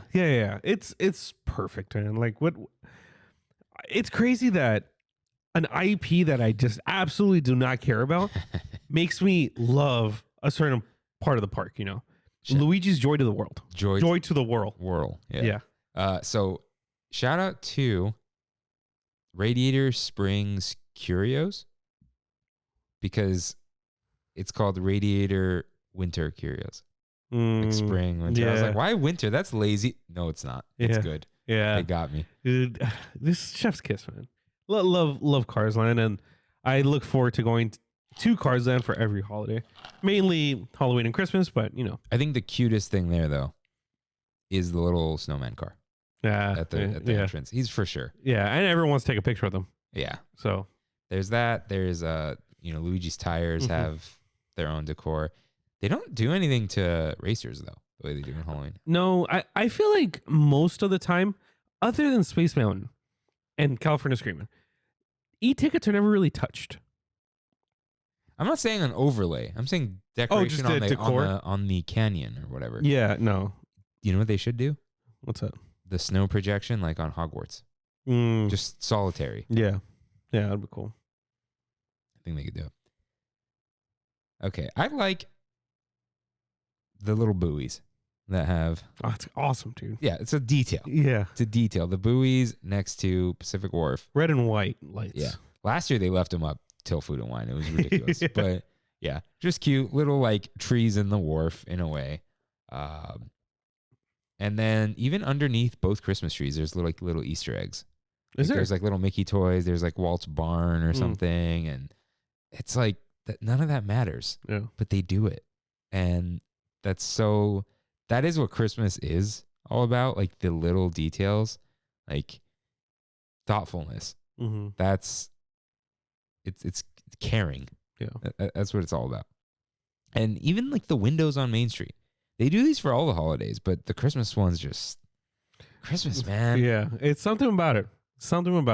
Yeah, Christmas, Main Street. I think Main Street is Disneyland Christmas to me. Yeah, I get it. I get why people who don't go to Disneyland very often, they say, I want to go during the holidays. Oh, yeah. That's like the thing I hear the most out of non-Disney fanatics, So I understand why they want to go. I usually advise against it, because of the crowds. But if you're able to go early December before the crowds set in, when people are in school, please, you should experience this. Yeah. So, Pooh Corner. Pooh Corner. This is probably the second thing I think of. Yeah. Maybe the third. But I love it. I love it, dude. I love the sign. Yeah. I love the sign. That's usually back in the day, it was the first thing they did. Yeah. They started in the back, put up the little Pooh Corner lights, clean out the cobwebs. Of course, we talked about the little trees. They got the treats inside, and it's such a cozy little corner that it's just. I think they know. They know that's where they put Santa. Yeah. So there's a reason. That's the best place you could put Santa, though, because you could put a line there or whatever. Yeah. We did see Santa the other day. Did you? I didn't meet him, but I saw him walking up, and I was like, I need to watch him take the throne. Before the butt touched the seat, this kid was like, Santa! He was like so excited. That's cool. That's really cool. And we got all kinds of Santas now, and a lot of them sign, which is always nice to see. Do they really? Yeah. That's cool. Santas in general do. Yeah. But, I notice it more. Kimmy notices it for sure. But we're watching the end of the parade. And Santa's like, Mele Kaliki Maka, whatever, right? And he's like waving his hands around. Yeah. And Kimmy's like, oh my God, he's signing Merry Christmas. That's so while cool. he's saying it in all the different languages, he's signing Merry Christmas. That's so he's cool. he's hitting everyone he possibly can with that Merry Christmas. Like, that's awesome. So shout out to all the Santas out there. Seriously. Santa Claus conventions. Hawaiian Santas, Men who look like Santa but aren't, but still play along. Like Brandy's dad. What? I didn't talk about this? No. Dude, well, okay, when we were in MacLeod in Mexico, we were all a little tipsy, in the water. A boat next to us, which was like a bunch of spring breakers, that's what they look like, but from like they're foreigners. They're definitely foreigners. And they look at Brandy's dad and they look at Freddie and they're like, "Hey, Santa Claus." And he turns over and without missing a beat, he says, "Ho, ho, ho." And they're like, "Yeah." That's awesome. I don't think anyone would get that impression from Brandy's dad by looking at him. No. But the moment you talk to him, Yeah. he's the coolest guy. Mm-hmm. And yeah, that's awesome. I think it's just a beard because I've never seen a bald Santa. I mean, I guess you can. Yeah, is he bald under the hat? Yeah. Brandy's dad's a little dark too, isn't he? Yeah. Yeah. They're just messing. All right. And this is the not immersive, but detailed. The Critter Country sign. Yeah. It has a little garland and bows on it. But RIP to the tree that would hang out of Splash Mountain. That was fun. The entrance, not. Yeah. Yeah. Of all little decorations. But Nicelos writes in. Hey, Nice-o, shout out. Met you. I met him. Didn't realize. You single-handedly impressed 3 people in my life. Because when he came up to me, he's like, "Are you Rain from the Trammin podcast?" And I look at Brandy, Kaylee, and Alyssa, and I'm just like, "What's up, man?" And he's like, "Nicelos." And I was like, "Nicelos? Like, what's up?" But they couldn't believe it. They were all like, "Wow, people actually do listen to you." Yeah. Yeah, that's all he is. And our listeners don't skip leg day. That's right. Especially Nicelos. All right. So he does write in. He loves sharing the Christmas feelings you get on Main Street with your kids. See, this is good. This is good. We don't know. We don't know that feeling. So this is I'm happy to see this. But what we do know is sharing that feeling with loved ones in general. That we do. So whether you're there with friends, who you got together in a group the first time in a while, you're all in your sweaters or whatever, or you're with your special someone, or with kids who are or are not yours. Right. It's like there's that Christmas wonder on Main Street, and there's that mushy gushy feeling of Christmas on Main Street. Like the other day, a few weeks ago, when Kimmy and I sat at the train station. There's just a nice quiet bench. You got the garland behind us, the tree in front of us, the music going, people walking, children laughing, how the song goes, they do the ceremony, the snow falls, the snope. And it's so nice. And even that lighting ceremony, even when you're in the middle, you're not looking at the tree, you're looking at the castle, and then the snow falls and the cheesy song plays. You're kind of like, this is lame, but I like it, And that's a lot of Christmas to me, where it's like, this is cheesy, but it feels so good. Yeah. It's cozy. I'm wearing this hat any chance I get. Yeah. Yep. So, yeah, man, it really is Main Street, man. Yeah. But yeah, glad you can have that Nicelos. And in the same vein, Eduardo writes, and seeing all the happy families as they watch the snowfall after the fireworks show. I love seeing that white Christmas, dude. The surprise in people's eyes. Oh, yeah. When they don't know that this is coming, and everyone's like, "Is this snowing?" But it's like legitimate. They have no idea, and it's a cool feeling. It's a cool feeling. It's also a cool feeling when you see someone try to eat the snow before they realize that it's soap. Yep. Snope, everyone. Whoever thought of using soap, shout out. Shout out to you. Dude, did you see the picture of me, Kimmy, and Kayla at Sawdust Festival? Yeah. Dude, it was insane. It was the last day. I'm like, is you cranking the snow machine? Yeah. It was ridiculous. What was it? Snow? Yeah. But it was like thick snope. Oh, okay. It didn't get soapy after, but it stayed. Like we were walking around and people were laughing. Like it's crazy. We were right in the midst of it. And Christian with the K writes in fake snow and the castle lighting show. So yeah, we did talk about the lighting show. It is really cool. It is. Is it less cool now or are we used to it? I think we're just used to it. I feel like they used to make it more dramatic on Main Street. I don't know. Yeah, I'm not looking for the lighting show, but I appreciate it still. Yeah. And I understand why they do it. Of course. So Sam D writes in holiday foods. Yeah, definitely. We did a whole episode on this last We did. week, so get that in. It's not just the festival of holidays, but my highlights: Docking Bay 7. Dude, I was so close to going. Oh, you didn't do it. But how long is that going to stay for? We don't know. It's Docking Bay, dude. I have reservations on the 4th. I might need to hit it up. Yeah. The braised bantha. Yeah. Like a bantha. The paleta drink, Nice. which was the watermelon candy cocktail. Yeah. The arepa. It wasn't crazy. It was just good. The curry mac and cheese Shout out. and the Very pork good. belly. Nice. That's all we ate yesterday. Really? Just curry mac and curry cheese? mac, pork belly. Like we've tried everything we want to try, and this is the last trip. How did I not see you? Dude, this is so weird. We started at Disney, then went to DCA. Okay. Yeah. Like, well, a couple of my highlights, the peppermint bread pudding So I did try that. from Pacific Wharf, which we'll talk about, I'm sure. Oh yeah. This is going to be, I don't know if this is considered a holiday, but it was around the holidays, and I haven't talked about it yet. The pork shawarma, the Wakanda Forever Oh, okay. shawarma. Fantastic, dude. I couldn't believe it. I forgot about that. Me too. That goes on. Oh, I could try when we get back. Yeah. And the rum chata cocktail with the churros in it. The churros were bad, but the cocktail was good. Exactly. Okay. Well, actually, the churros weren't horrible. It was like eating Cinnamon Toast Crunch. Okay. Yeah. So, and then the curry mac and cheese too. I love that stuff. And the Cajun mac or Southern mac and cheese. That was good. That was good. I love the my andouille sausage. Yeah. The temperature wasn't good, so it turned me off to it the second time, but it was good.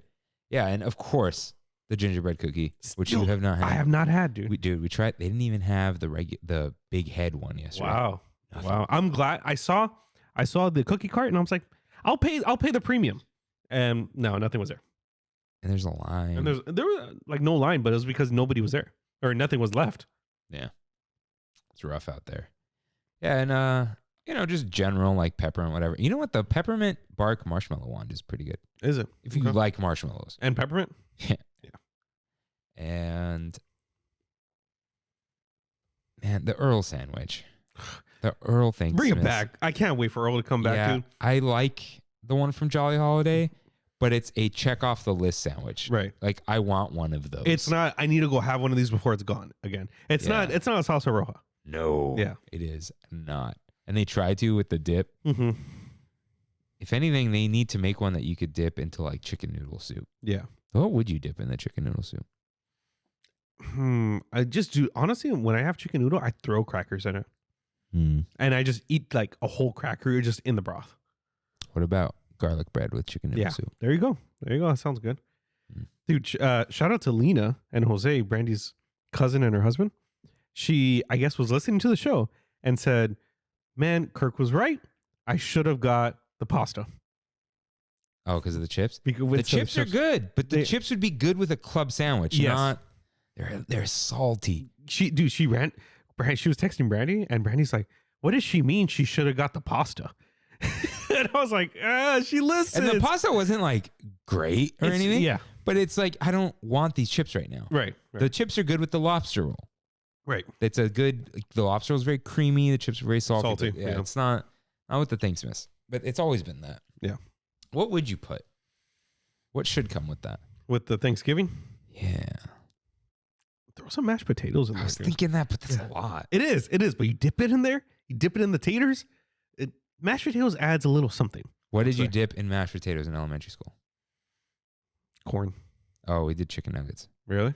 You never dipped chicken nuggets in? Dude, cafeteria chicken nuggets in cafeteria mashed potatoes? Chef's kiss. You got to do that. You got to go to Costco? Yeah, and get the panko. No, it's too fancy. Get the dinos. No, one step above Dino. Okay. One step above Dino. Trader Joe's chicken nuggets. Have you seen those? No. They're in like they're like a yellow box. And like, have you had the Costco mashed potatoes they're pre-made? Yeah. Those are really good. Yeah, they're pretty good. You're talking about like the ones that they make there? No. It's the like bucket? the two buckets. Yes, I've had those. Those are surprisingly good. Yeah, my mom gets them all the time. My mom basically replaced the instant with that because it's better. And the instant was just like, What is instant? it's just dehydrated. Oh, it's just dehydrated potato? Yeah, and Okay. it's just not very good. But My it's mom great. would make it all the time, but Middle of the week, it's perfect for that. yeah. We don't need to be mashing potatoes all the time. Yeah. Tammy from work has a great tip though.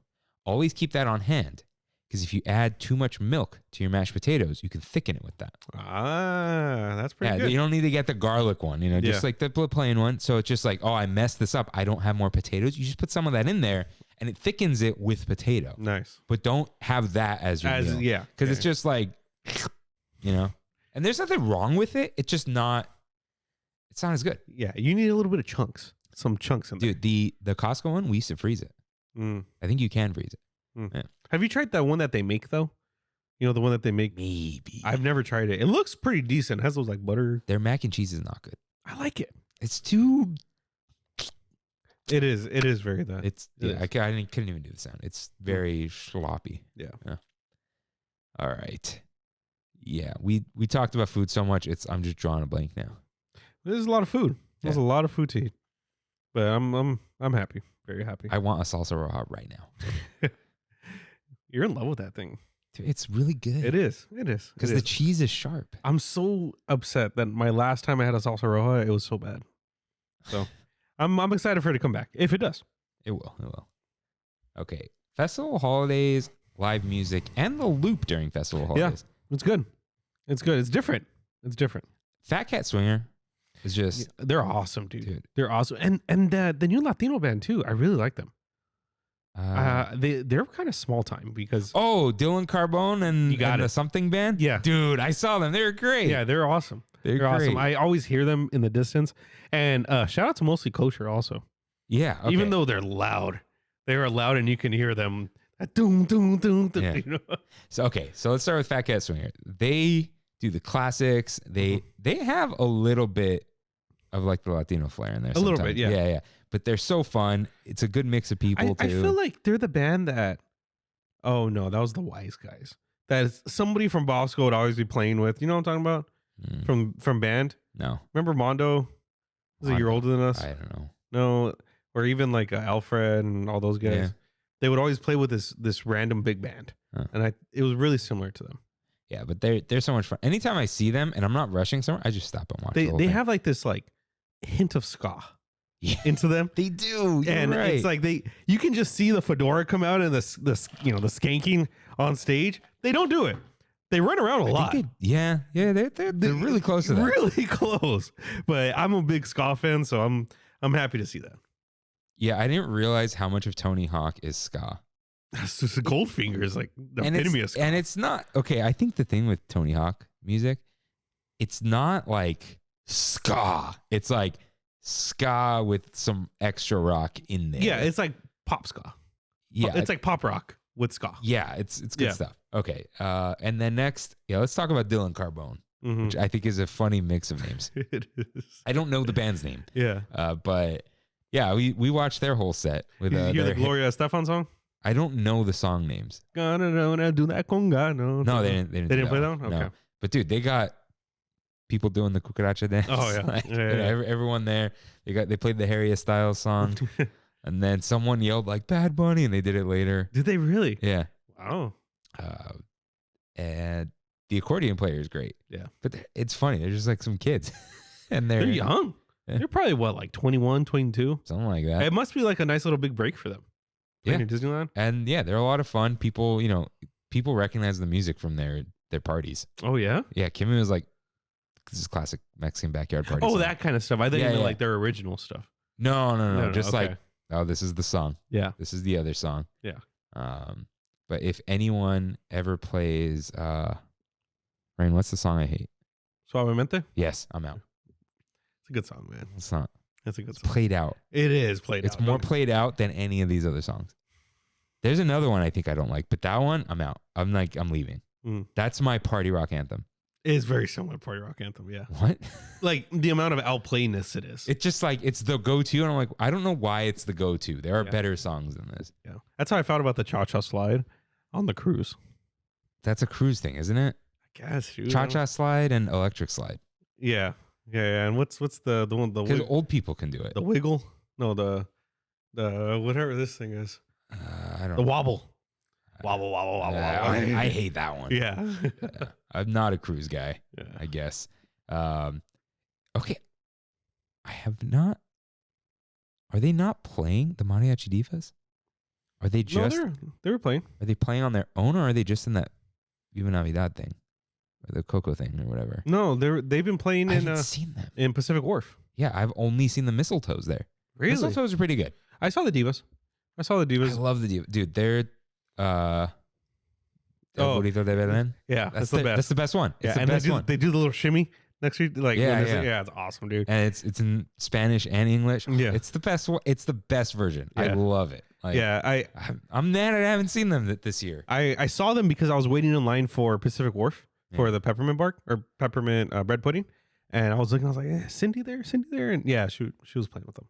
But they might be on tour too. I know they've been doing.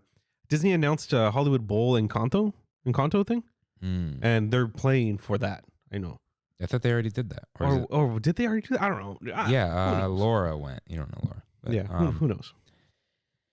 And because they had the cast there too. Oh, they did. That one time. What's her face? I don't know any of their names. The buff girl?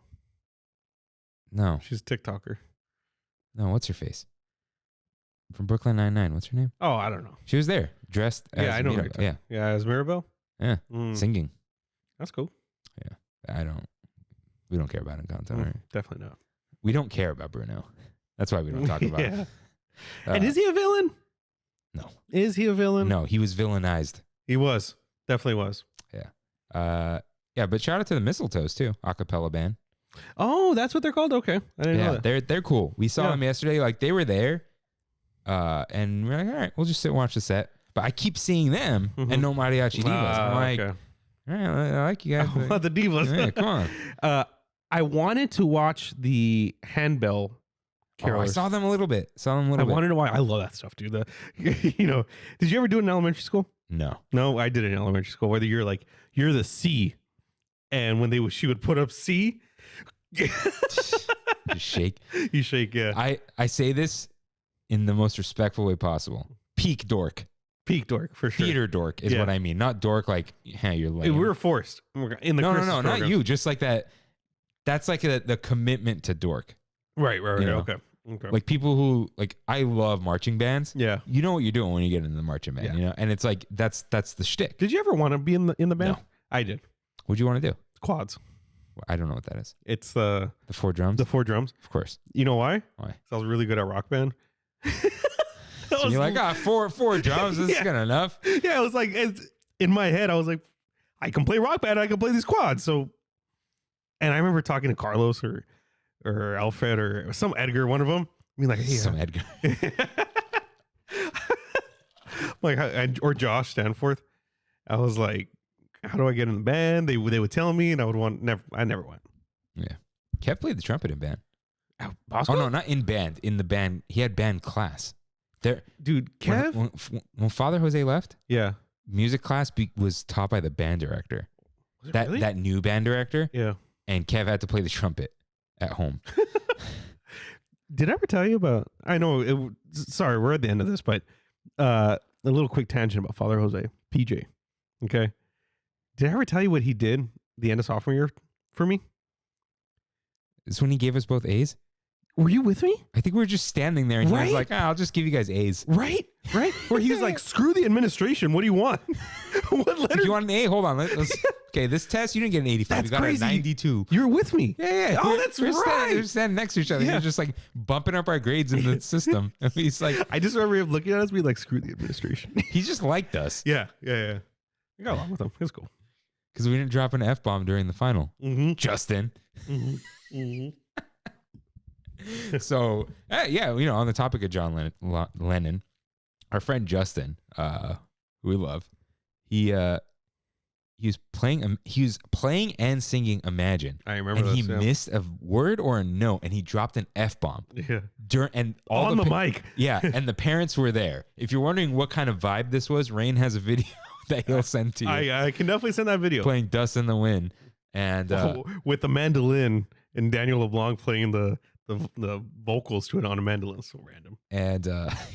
And Father Jose, the teacher, told him, if that comes out on the video, I'm failing you.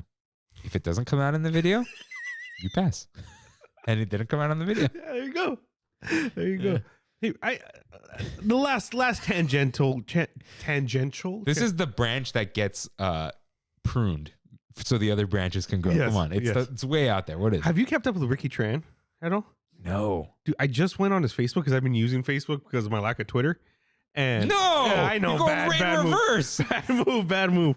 But I saw, and I also got hacked on Facebook, and somebody was faking me, so I had to go report it. And stuff. I got hacked for so long that I had one that said only friends can friend me, but I had no friends on there. Genius plan. It got hacked, and I didn't address it, and they just closed the account. I'm like, perfect. When Facebook wants to delete you, that's when you. All right. I think he's with Jason Wang at Oculus. Okay, you paused at the wrong time. Ricky Tran, I think, is in software development at Oculus now. No, when you said he's with Jason Wang, I'm like, sorry. Yeah, him and Jason, I think, are both at Oculus doing MetaQuest. But it's not Oculus anymore, huh? Meta VR. Yeah. Well, they're at Meta. Oh, Jason Wang, congratulations on not working for AT&T anymore. I saw he was working. I saw him engineered. Remember, I took that picture just for you. Oh yeah, that's right. I taught high school. I got along with both of those. Oh yeah, no, great guys. Awesome. I love them both. Because it's so annoying because they're so stupidly smart, both of them, but they're so cool. Yeah, like they're so down to earth guys, and yeah, they weren't like, oh, I'm so smart. No. We just knew they were smart. Yeah, and it was like Jason was like, I finished math by the time I was a sophomore. He's like, I got a free period. And Bosco doesn't give free periods. Like, he was a monster. Hey, he was like a TA or something, right? Yeah, he was like, dude, I just would go to class and just kind of sit there, you know? Back before like we had laptops in school. Yeah. Chromebook City. All right. Back to Festival Holidays live music. No. I think that is all of it. Oh, I like the loop that they play too. Yeah. I could sing along in Hindi at this point. How many times I've heard that loop. I did not see that group this year, but I saw them before. They're pretty good. Okay. So you wrote The Cold. Dude, honestly, like, I don't know if it's this year specifically. This year's cold. It's cold, right? After the heat bubble. Yeah. Yeah. It's like contracted or something. Like, I don't know, but I've been able to wear my thick jackets that I never get to wear constantly. And I am here for it. Like, today's the thinnest jacket I've worn in a long time. It's a jean jacket. I'm wearing like the Sherpa on the daily now. Dude, this thing is over a t-shirt plus either a long sleeve or my hoodies. And I'm like not even hot. Yeah. Yeah, it's been nice. I don't really get cold. So I've been very much enjoying the cold. Yeah. The hat, been wearing the hat. I love wearing sweaters. I love that it doesn't end after Christmas. Yeah. Also like the song. I saw the forecast and it looks like next week it's going to warm up. What does that mean? 80? No. 80 on Sunday. On Christmas Day? Christmas Day it's going to be 80 degrees. I'm going to be down in like Laguna Beach. Yeah, you'll be fine. Because I want to wear this on Christmas Day. But what's nice, I can wear this on Christmas Day with a t-shirt maybe. That's what I'm doing now. That's messed up. Yeah. Oh well. But yeah. Ryan, are there any final things that make Christmas at Disneyland? I'm going to miss it. I feel like I didn't have enough time with it, even though I definitely went a lot. I want another week. Yeah. It's annoying because like we say, I know those 2 weeks that we get blocked out. I don't care. But we're blocked out basically after Christmas. When are we blocked out? I don't know. Because I'm going the 4th. It allowed me to make a reservation on the 4th, which I mean, that kind of tells me I think that's the day we're back. Or maybe we're back the 2nd. Let's see. They still don't have the new icon for the Inspire key. That's hilarious. Okay. We are blocked starting Wednesday. Tomorrow. Which is why I couldn't make a reservation for tomorrow. Okay, that makes sense. I thought we were open tomorrow. But dude, okay, think of it this way. Only 3 days before Christmas Eve, we're blocked. And then we're blocked through then. We're only blocked on the 1st. The 2nd and 3rd are just full right now. They can, unfill. Yeah. I should probably grab the 5th because I'm doing something the 6th. I'll text Kimmy. But yeah, we're only blocked 3 days before Christmas. Okay. So it's not like we're missing out on Christmas. We're missing out. Christmas after Christmas is weird. It hurts me. Yeah, it does. I love Christmas. I am all in. I'm playing 10 different playlists and loops and whatever. I'm wearing all the things I can wear. I have trees and lights and whatever. Even like the end of Christmas Day, you're out. You're done. I'm sad. Yeah, me too. Just like me too. War is over, man. You know, and the day after Christmas, that's a wrap. That's it, dude. You know what I do? I don't remember. Like, I think it's like past 2 years now, right? I think after I say bye to Kimmy on Christmas Day, I don't play Christmas music on the way home. I'm like, I'm going to end this here, you know? Because it's like, you're just like, I know it's over. Yeah. You know? Yeah. And it's, yeah. And the next day, I just play like, I just go like full like synthwave or something ridiculous. Like, I need to make the clean break so I don't get sad. When you put your decorations away? I actually wait till January 7th. Okay, me too. Armenian Christmas is 5th and 6th. I do the what's the Three Kings Day? Three Kings Day. So yeah, what's funny is Armenian Christmas is the original Orthodox Christmas, 5th and 6th. Is it really? And then like 300 years ago or something,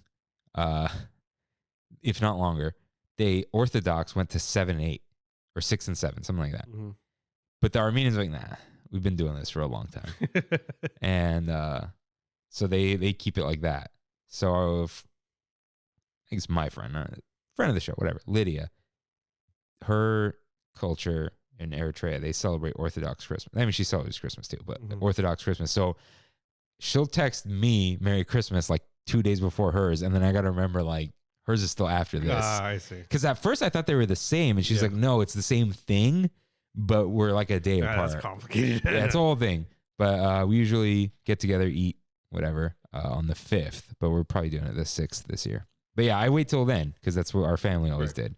But some people do New Year's Eve or after New Year's Day. I like keeping it up.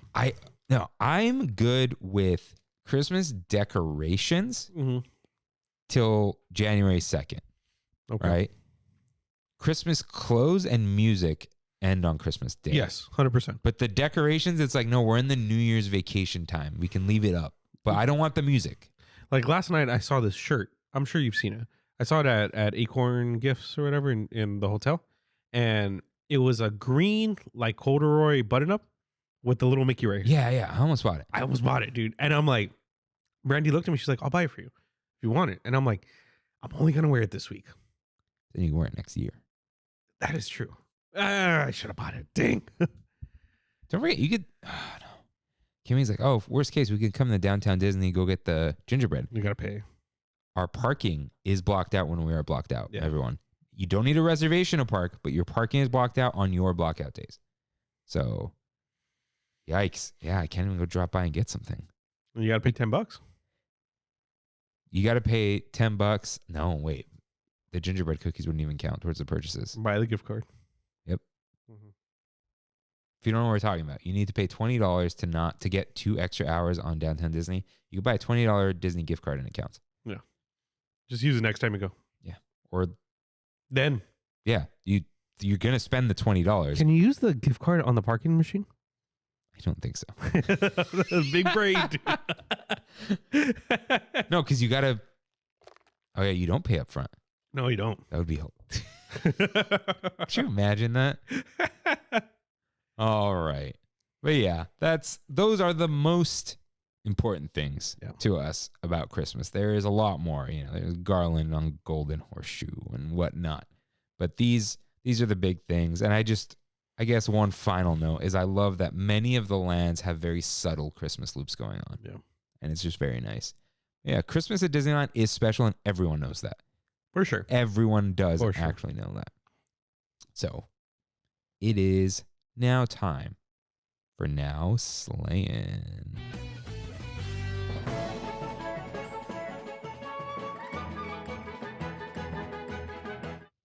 So first up, I got the Dreamlight Valley Toy Story update. It ain't it. Really? I just don't. Brandy was like, I need to get back into it. I'm like, I'm good. Just Buzz and Woody are. They're outplayed. Disney's just been drilling Pixar into our head for the past 10 years, and I'm just kind of annoyed by it. You know what? It's like, well, first of all, I go to the world. Mm-hmm. Like, what is this boring green room? I'm like, oh, there's that little girl now. Oh, girl. I don't know her name. It's not Andy. It's not Andy's room. Not Penny's boat, man. Yeah. What's her name? I don't know. Madeline? No. Hmm. It's like I remembered it and I forgot. They're all screaming. Every single person. Eileen. No. Okay. All right. Okay. Maddie. It's something like that, right? Yeah. Toy Story. I'm gonna put girl. Not Jessie. Not Jessie. What is the girl's name in Toy Story? Not Jessie. Little girl. Bonnie. Bonnie. Yeah, it's Bonnie's room. Like, she doesn't have wallpaper. It's just green. Yeah, I guess we don't have wallpaper. You know, wallpaper's not modern. Yeah. But then, like, I will say, dude, the opening sequence is pretty good.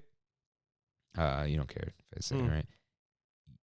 When you get there, Buzz is low on batteries, and the Toy Story theme sounds like it's low on batteries.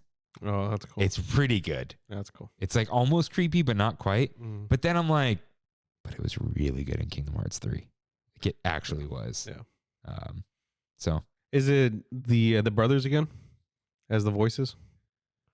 Woody sounds bad. I don't think it's even the other Hanks. Yeah, or the other Alan. Is it? I don't know. It's typically Tim Allen's brother too. No, I don't know. Yeah. It's fine. And the house is an RV. Weird. I mean, I guess it's like, what else do you do? I don't know. Yeah. Barbie's dream house. Mm. Well, I guess they can't get Barbie. Didn't think of that. Yeah, it's fine. It ain't it. God of War is it. Every time I play, I've figured out the combat. Yeah. Finally. You got to shield. You have to shield. You got to be patient. I am not a patient person in combat, but now I'm like, just guard. And you could charge up the shield and hit people with it. Yeah. Yeah. So I'm like, okay. Which shield did you go with? The big one. The big one? Okay. Big rectangle. I like the parrying, but then the elves and all that. I'm like, I parry a lot. Well, now you get 2 charge up bars if you parry perfectly. Okay. So I still have not played since it came out. Yeah, so that big shield, if you parry, you'll get 2. You parry again, you're at full blast. Okay. And then, so the not full blast hit can be interrupted. If you have the 4 bars filled, your shield blast can't be interrupted. Got it. So it's like an animation. Yeah. Yeah, it's still like, it feels like a early PS4 game in terms of like, you can't step over that thing over there. You know, It's like, it's not open, but it's very fun. It's very good. The writing is great. Yeah. Kratos is well-timed, and all that is just like, it's so good. There was some line. I need to play. Dude. Yeah. It's really annoying to me. I'm like, dude, I'm almost purely handheld now. I'm even considering getting the G Cloud.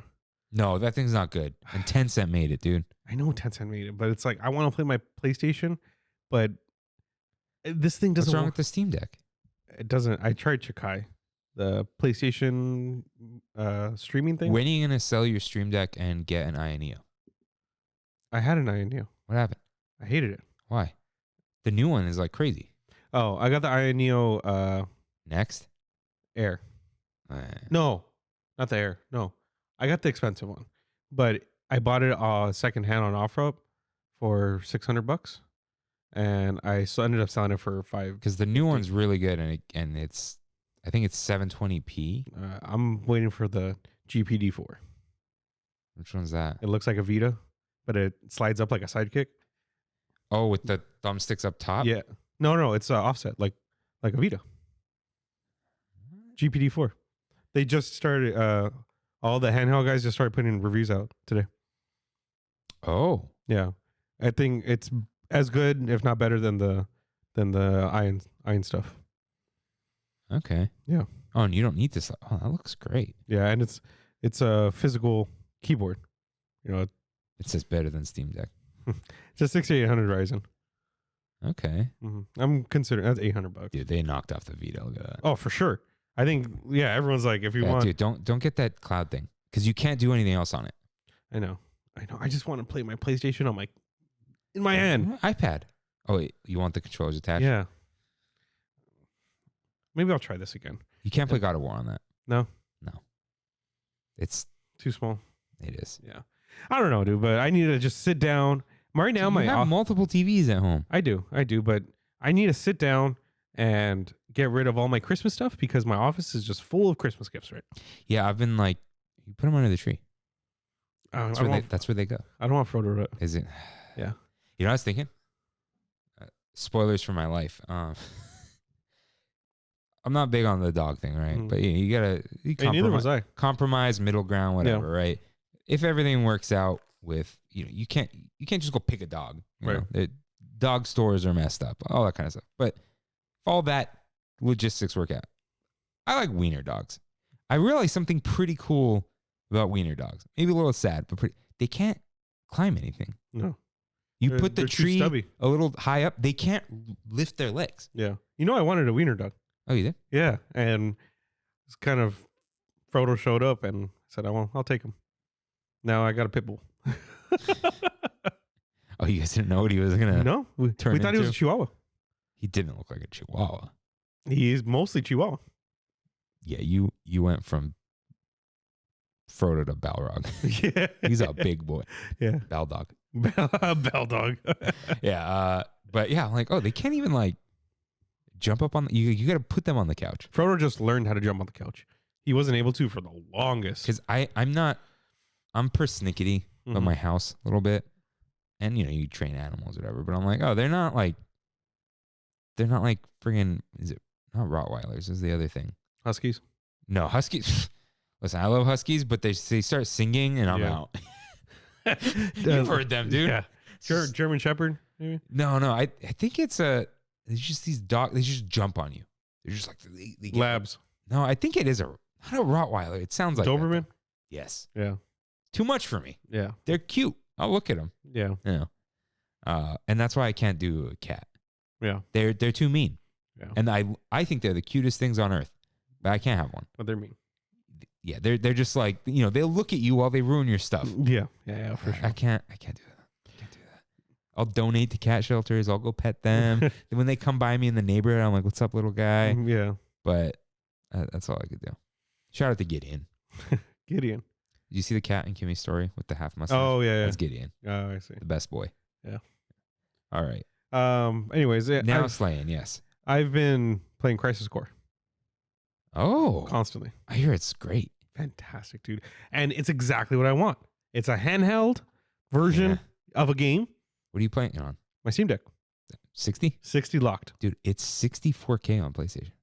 Yeah, I heard about that. I don't know what it was on Switch. I'm pretty sure it's 30. I can't believe anything is still on Switch. Yeah, me either. But I'm playing medium settings at 60. On my Steam Deck, it looks just crisp, dude. Crisp.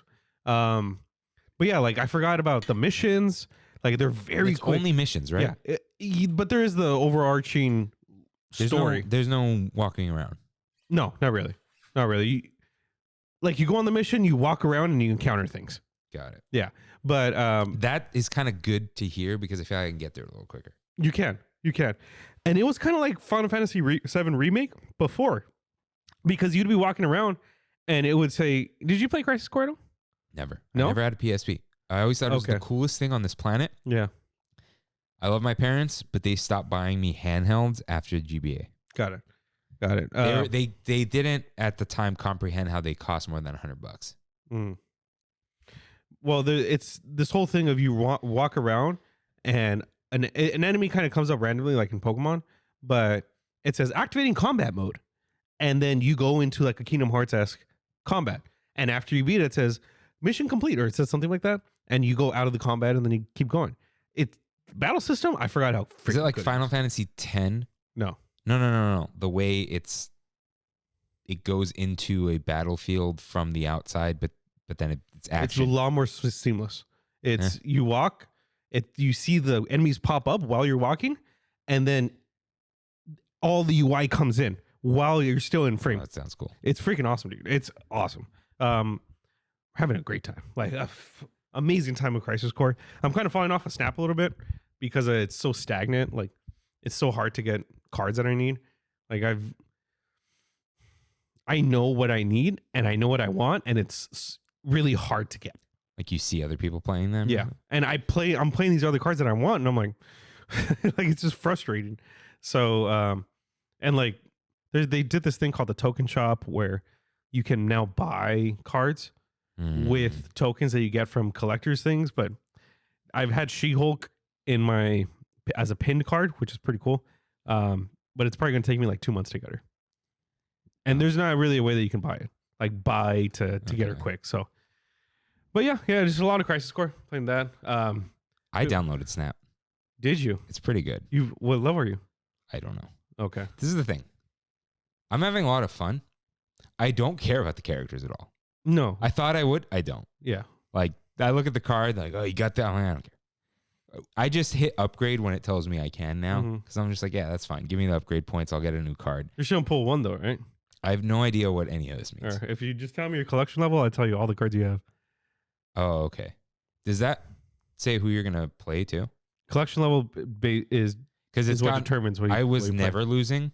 Yeah. I lose a little more often now. Yeah. Yeah. Surprise, guys. I play Marvel Snap. Collection level. It's on the very top in the green. 83. Oh, yeah. Pull 1. I am. It's kind of. I don't know how long I'm going to. Like, I was really into it this weekend. And I still open it, but I'm like, okay, I've seen this round has happened before. Okay, I got all these. I will say the system is very well built. Very well built. It's very balanced. Ben Brode is awesome. It's like I don't need most of my opponents have cards I don't. Yeah. I feel like I don't always really need them. You can still win with what you have. You just have to know what you're doing. Yeah. I never snap. You never snap? I never freeze. You know why? Dude, every time I see them snap, I'm like, you're going to lose. You're going to lose. There's a mind game there. No, like they snap and they lose. Yeah. Every time. I've been beaten on a snap twice. I'm too egotistical. Oh, that's cool. What do you mean? You'll retreat? Huh? You'll retreat? No, I'll snap back. Every time. What does snapping back do? It just goes to 4 right away? And then you finish at 8. Oh, it does that? Yeah. Dude, this dude snapped me. Look how I beat him. Like, dude. Destroyed him. Yeah. Like, that's the only time I've ever Jessica Jones, too good. Nightcrawler, too good. That's the thing. That, like, if you know how to play the field, because people are like, he's not going to play there. He's going to play here. And I do play where I'm going to, like, they never guess. Because they see all the weak crap. I'm like, you don't think I'm setting something up in my hand? I am not really... I don't think I'm good at trading card games because I never really played them. But I'm like, I'm scheming, dude. Like, and I've learned like. Do you use the emojis? No. It came up once. I don't know how to get rid of it. I do all the time. Spider-Man one when you play the same card. Oh, that's funny. No, like I've kind of learned like play the highest power card you have because you can combine cards. You can do multiple cards later. Like if it's 3. And I have a 3 and a 2 with a good effect, I could probably play the 3 because on the last turn I could play a 4 and a 2. Yeah. Stuff like that. Random strategies. I am at collection level 1495. See, that makes me feel like I'm not even going to get to 500. I feel like I'm going to dip after that. At 500 is a good dipping point because you go pull 1, pull 2. Pull 1 I think is up to 100 or 200, and then 300 to 500 is pull 2. Which gives you like a bunch of extra cards. You're okay. Every time you collect, you upgrade, and you hit something, you're guaranteed a card. Right now, when I upgrade, there's only a 25% chance I get a card. What do you mean? So once I go up in collection level, are they all? Is it pre-done? What is that? A lock? So you don't know what's in there? We don't know what's in there. Oh, yeah, and it's only 25% chance you'll get a card. So it's not equal anymore. No. Oh, that sucks. No. I can't imagine playing that much. Like I'm gonna not burn out, just kind of I get tired of mobile games because mobile games don't end. Yeah, they don't. This one, dude, Sos is worse than me in how addicted he is, but I still think it's a fantastic game. It's really good, really, really good until you get up until pull 3. That's when it gets a little harder. But and they're pretty egregious with their pay to win stuff. Not pay to win, but like, do you know how much 6,000 gold is in the game? 6,000 gold is about $70. See, I gave them the $3 starter pack. Oh yeah, because that's just what you do. Yeah, I'm playing your free game. I'm glad there are no ads. I'll give you $3. Yeah, whatever. I've given them a lot more than $3. No, I don't think I will. I didn't realize there's a premium season pass. I'm like, I'm not paying $10. I've paid through 2 season passes. I get that, but I'm not going to because I know I won't stay long enough for the whole thing. Yeah. I'm like, let me just go. And what does premium get you? Silver Surfer. And some fancy and some variants and I don't want variants. I don't want more things. Yeah, I'm fine. It is a very well made game. Yeah, I'm surprised at how well balanced it is and how well all the systems work and how you can win with your first deck. You can. A lot of the content creators out there on YouTube and stuff, they say like a good win rate in a deck is like 65, which is like, okay, you have the best cards and you're only winning. I'm winning more than that. Yeah. Because you're playing cards that are like similar. When you can everyone just mix in their crazy decks. So once you hit pull 3, the last one, since cards are random that you get, I'll be playing cards, that I don't have. Like there's this card called Bast. It's absolutely busted. Like you see the Bast and it's like, that's it. You lose. I could get it, but the chances of me getting it are so slim. You know what I mean? Playing a Galactus deck is annoying. Playing a Thanos deck is annoying. It's okay, dude. I can literally talk about Snap for like 2 hours. It's. I was surprised at how good it was. And it's not. It doesn't bother you to buy things. No, it's there. Yeah, but you don't have to. Yeah, it is fun, but I think not caring too much about these characters, and the fact that I know this sounds funny, but it's like a vertical phone game. You can't get immersed in a card game like that. Like I was never in a Hearthstone, but you're playing that on your big iPad. Yeah. Like that's how people usually play Hearthstone. Hearthstone, I got enough into it where I was playing a budget Druid deck, but I never was like this. I've never been in a virtual card game like this. It's the first time. But I've been into regular card games, regular TCGs like more than this. What about Disney? Lorcana? Man, they gotta change that name. We'll see. Have you seen what Brave Little Taylor's selling for? No. There's this shop that used to be in Montebello. They're in Alhambra now, called Project CCG. They posted on their Instagram that they're selling a PSA 10 Brave Little Taylor from D23. Are they not all PSA 10? No. PSA 10's random. Like for you to get the perfect cut, for you to get it's the cut. There's a lot of like manufacturing things. Which is it's the PSA thing, people care about it a lot less now. Because they realize how shady the whole thing is. Yeah. Now it's just like, I like the way the card looks. Yeah. But this PSA 10 Brave Little Taylor bidding started at 4,000. Like, why? Collectors. Literally just collectors. Just in case? I guess. Meanwhile, I sent a bunch of my Animal Crossing amiibos to Rosina. Oh, you did? Because I'm like, I don't need any. They're worth a little bit, right? I didn't even check. Because she likes Celeste. I'm like, you can have some of the other little friends too. Celeste, the cat? No, the librarian's sister. The red owl. Yeah. Oh, I only kept what's his face? Blathers? No, I sent Blathers too. Tom Nook? Yeah. He's an OG, I kept Tom Nook. Yeah.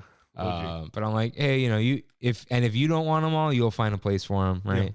Because next ones I'm probably gonna get rid of are the Mario Odyssey ones, the wedding ones. Oh, those are the red bottoms. Yeah. Do you have those? No. Do you want them? Maybe. Yeah, I'll take them. Give them to you. Like, no, I know. I'm not gonna sell them to you. I know. Do you have? If you're, I have an amiibo shelf. Yeah. Okay. Because I think those are really hefty and good. But I'm like, I loved Odyssey. It's over now. Yeah, it is. Yeah. Okay. But if you need any help with a Snap, you let me know. I don't care about it enough. Okay. Or I'm like, once you start doing some Wong, Ironheart, Odin combos, I'll be deleting it by then. Yeah. Dude. Okay. I know none of you care at this point. Someone it was like a repeat land or whatever they're called. Oh, are you talking about Bar Sinister? The one that does four copies? No. Oh. It was something that repeated effects. Someone. Oh, Kumar Taj. Yeah, on reveals happen twice. He had 4 Odins on there. Yeah, it becomes like an endless loop. It was at the end of the game. Yeah. He lost. Wait, why do you have 4 Odins on there? I don't know. I think it was something else too. Yeah. He had 4 Odins. Was it White Tiger? Maybe it duplicated the Odins. Or I don't know what happened. Yeah. I don't know what happened, right? He had 4 Odins. He had lost already. And they were just, what do 4 Odins do? On reveal, they activate the on reveal. Yeah. So they kept activating each other, but they don't do anything. Yeah. So it just kept going in a circle. It would be 1, 1, 2, 1, 2, 3, 4, 1, 2, 3, and then 1 again. And it just kept going. And he lost. And I sat there for like 3 minutes. And at some point the game was like, all right, it's over. Yeah. It's ridiculous. Yeah, right now there's a really big thing where it's you hit Kumar Taj.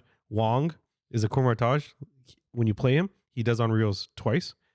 You play him with Black Panther. I can't get into it this much. Yeah, and Odin, you're hitting on reveals 4 times. And Black Panther starts duplicating himself. So you'll hit like, your lane will be like 400 power. It's stupid, dude. It becomes dumb. Yeah, I'll probably tap it by then. Yeah. I know this is like a little weird. Sorry, snap talk here. No. The Snapchat. Somewhat related. Kimmy and I went to, it was like a Christmas party white elephant type deal. For this, like a small group she was in. And they're like, oh, just bring people. So I went, right? I took a gift. I stole a gift. It was 3 big starter boxes of Magic the Gathering. That's cool. That's cool. Some freaking nerd stole it from me.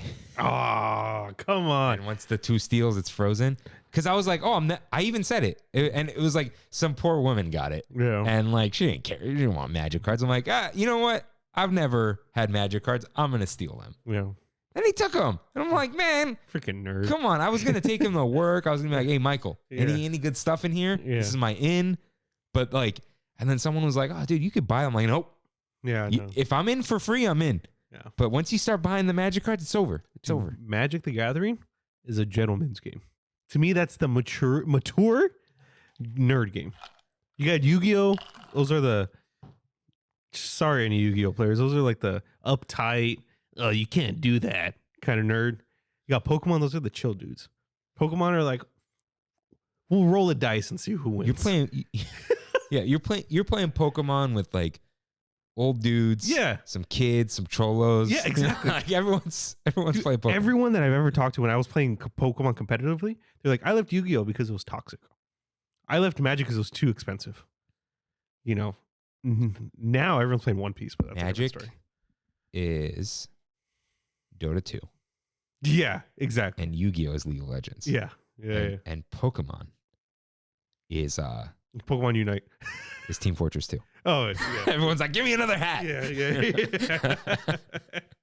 I don't play any of those games, but if you got that reference, let me know if it's right. But I think it is. And yeah, last and now slaying Kirkmas. Go listen to the playlist. I told you guys. I don't think I've watched anything at all recently. Oh, sorry, I forgot. I saw Avatar 2. Oh God. I'm gonna keep it real short because I've done this a few times the past couple of days. Better than 1? Worse than every other movie you've ever seen. No. Technological marvel. Variable frame rate that I had no idea was coming. Variable frame rate. Half of the movie is in 48 FPS. I had no idea, and I was like, second half or half of the runtime? Half of the runtime. Like it would just... That's where the variable is. James Cameron said when he wanted it to feel more cinematic, he bumped it down to 24. When he wanted to be more of a technological marvel, put it up to 48. This is madman over here, dude. Like, he's like, movies are 24 FPS. They could be both. And nothing's in 48. So if you don't play video games, you're like, why does it look weird? There's something about it.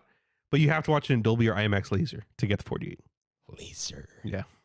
Yeah. I'm not going to do that. Kev said he never thought it would be such a chore to watch a $500 million movie. Really? He's also said something else that was funny, but I'm not going to say. But it was like just 3 hours of just like, come on. I loved it. Absolutely loved it. But did you love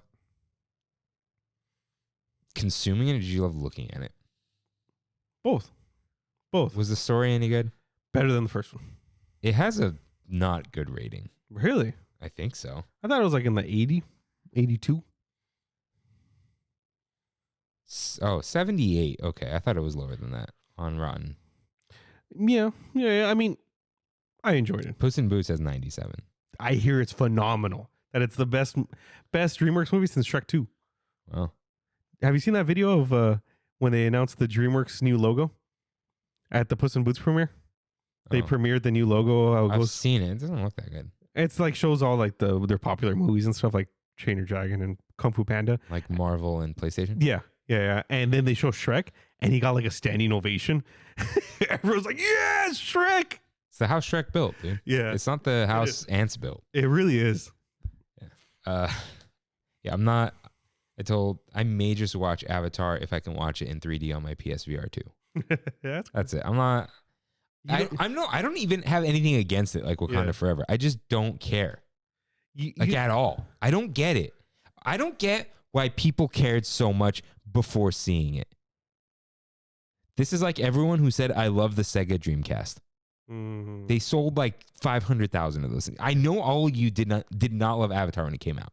You're like, it looked cool. And I went sold a lot. I know, but no one was an Avatar fan except for people you knew for some weird reason. I don't get it, dude. I don't get it. But like, everyone's like, I'm so excited.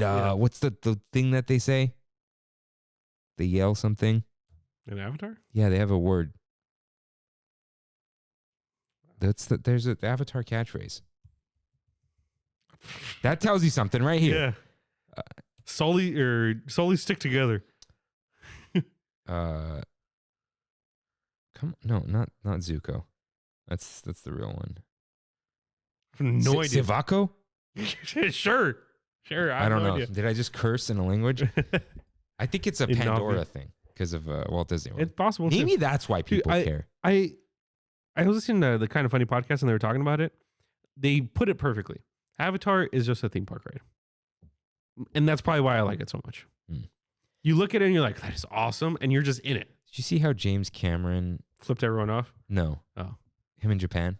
No.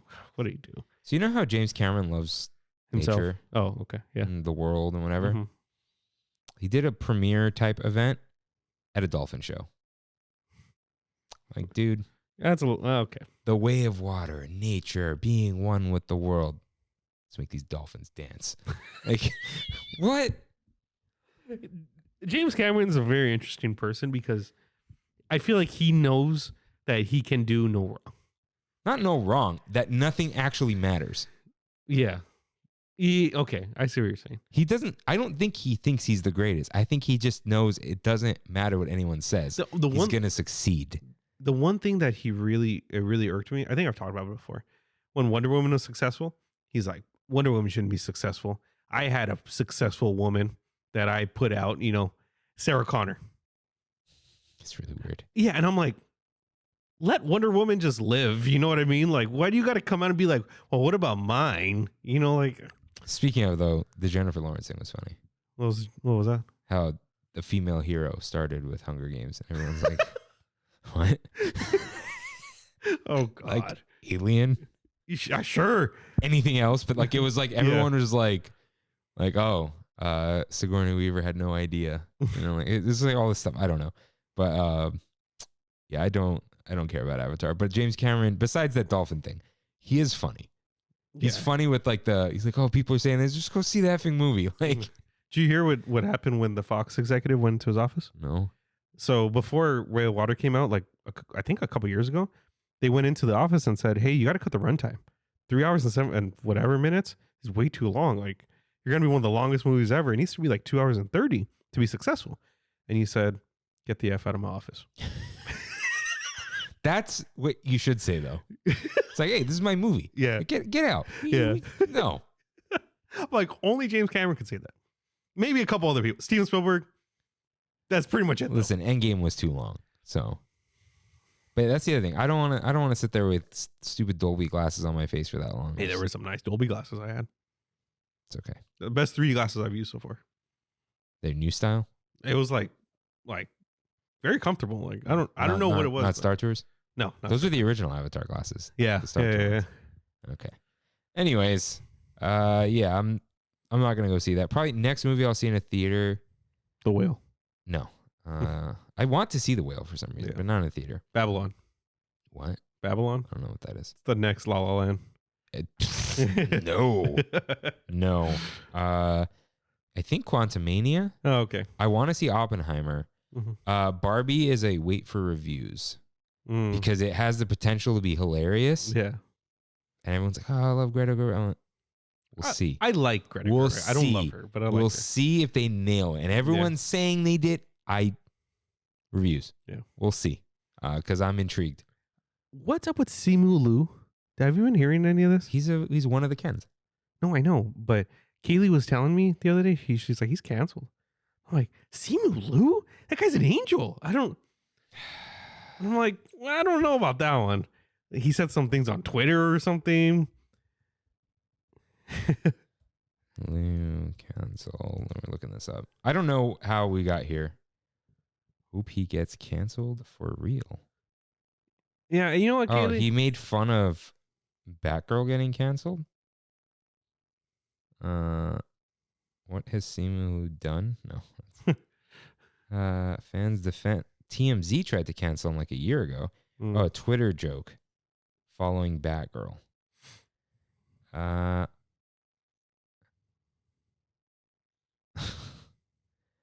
sorry to inform you guys that Disney has decided to scrap the Shang-Chi holiday special due to quality control concerns. I had already filmed the entire thing. I even designed an all gingerbread talo. R.I.P. Shang-Chi and the Legend of the 10 Golden Rings. Come on, man. And sure, it's insensitive until... That's it? That's it, dude. That's it? Get lost, everyone else. It's insensitive to the cast and the crew, but... Who cares, man? Who cares? Like... I feel like that guy, he's a nice guy, dude. He stands up against Marvel. He wants to be inclusive. Like, come on. Yeah, it's like, oh, they didn't get their movie. Yes, that is sad, but like, I'm not weeping for you, Hollywood. Yeah. That's a great joke. Yeah. Oh, that's actually kind of relevant too. Yeah. Sorry, we're uncanceling. What's the opposite of canceling? We are. I don't want to say we're boosting just in case. This won't age well. You know, green lighting seem. Yeah, I'm thumbs up in that tweet. Yeah. That's it. Okay. So it is now time for We Have It So Good.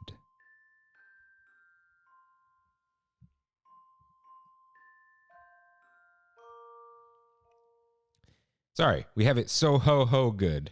My bad. Are we in the Tram Fam talk about what's up at Disneyland? Drink Up at Disney writes in, we have it so good. Last night was the first Disney trip in a while that felt truly magical. Walking down Main Street at night and seeing the lights and hearing the Dapper Dans was all too good. Plus, I got to see the Cars Land sunset ceremony for the first time, putting the magic back in Disney. Nice. Yeah, I forgot to bring up Dapper Dans, but they sing some amazing Christmas music. Them and that little band of old men. Yeah. Good stuff. Glad you had fun, and thank you for writing in. Niceless writes in. Finally get a chance to write in and thank both Kirk, Rain, and all the Tram Fam for all the wonderful advice you gave me and my family on our first trip to Walt Disney World. It was definitely a toss-up between Animal Kingdom and Hollywood Studios. But in the end, we went with Hollywood Studios because my son is in his Toy Story and Buzz phase. I wanted to surprise him with Toy Story Land, and he loved it. As for the rest of the week, we picked Epcot, Magic Kingdom, Hollywood Studios, and for the final day, we switched it up and hit an Orlando Magic game. A plot twist, all right.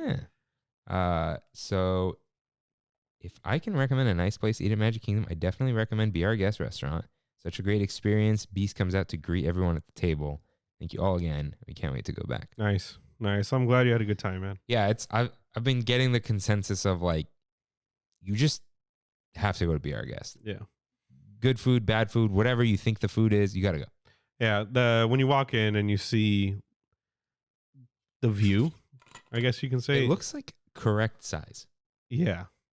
I went during COVID, So Beast did not come to our table. There was like a little cavalcade in the restaurant.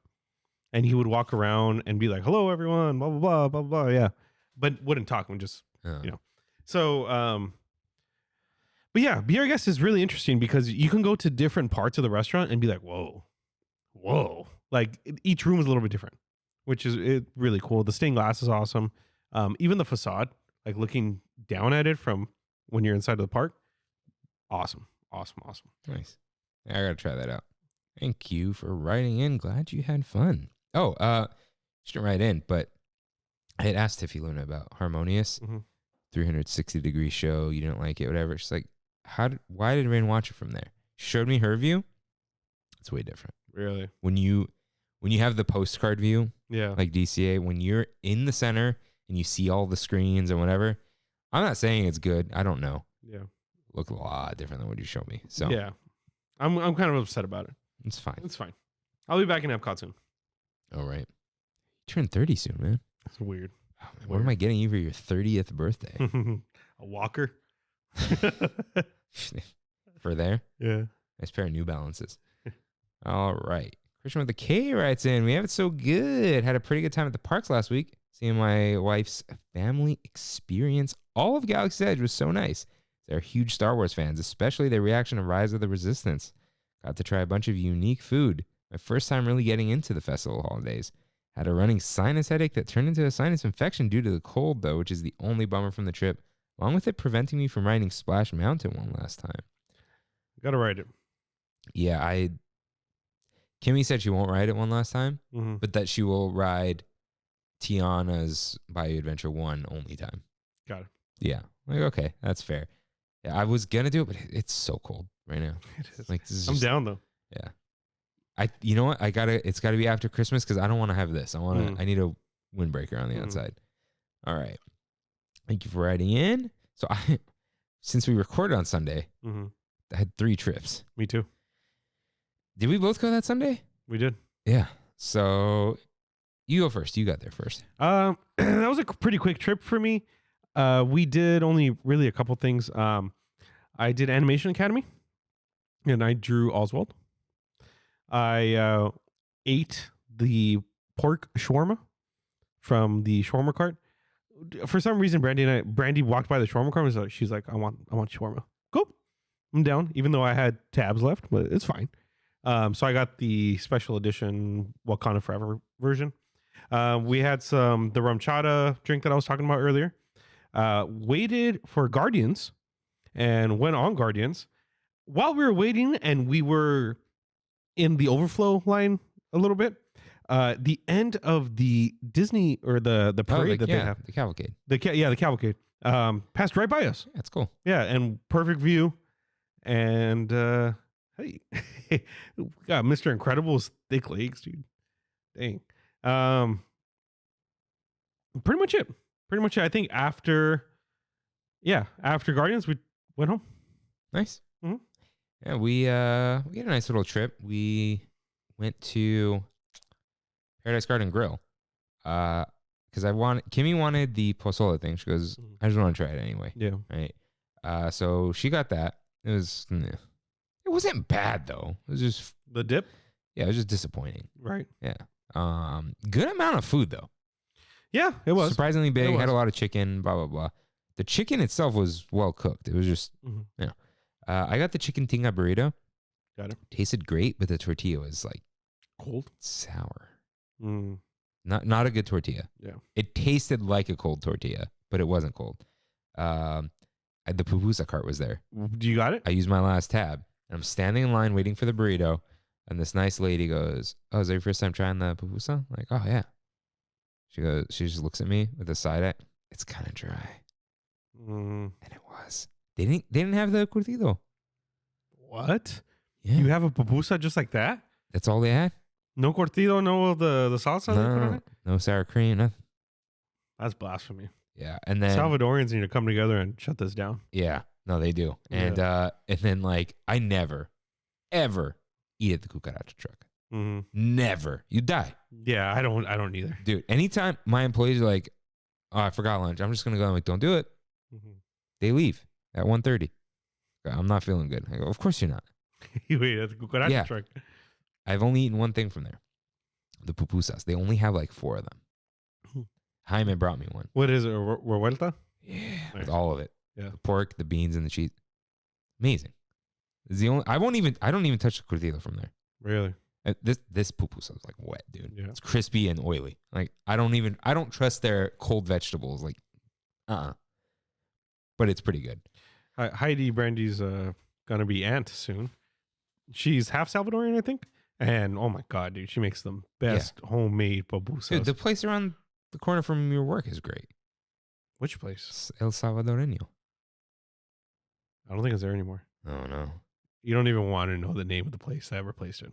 What? Tacos El Negro. Same place, huh?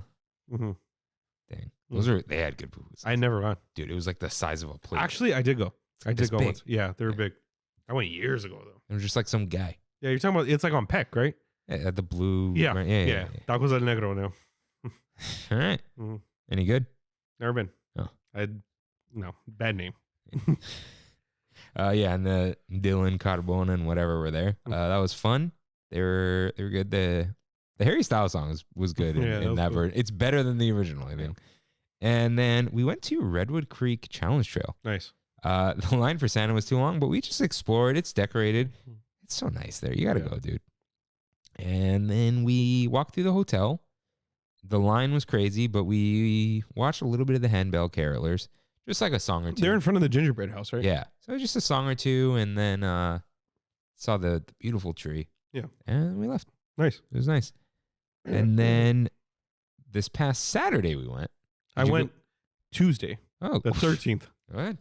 All right. So that day, which is actually my favorite Disney day we've had in a while, we were, I don't even remember if we ate really. If we did eat, it was something basic, but I ended up getting ice cream. Okay. This time at Ghirardelli. Brandy was fiending for some ice cream. There was a long line. She's like, let's wait. Cool. I'm down. She got a sundae, like a brownie sundae. She wanted a brownie with I've ice had that thing. It's crazy. Yeah. She wanted a brownie with ice cream on top. And that was like the only one I could find in the park. She loved it. And I said, you know what? I'll get something small. I got a banana split. That's huge, isn't it? It's massive, dude. I didn't realize how big it was.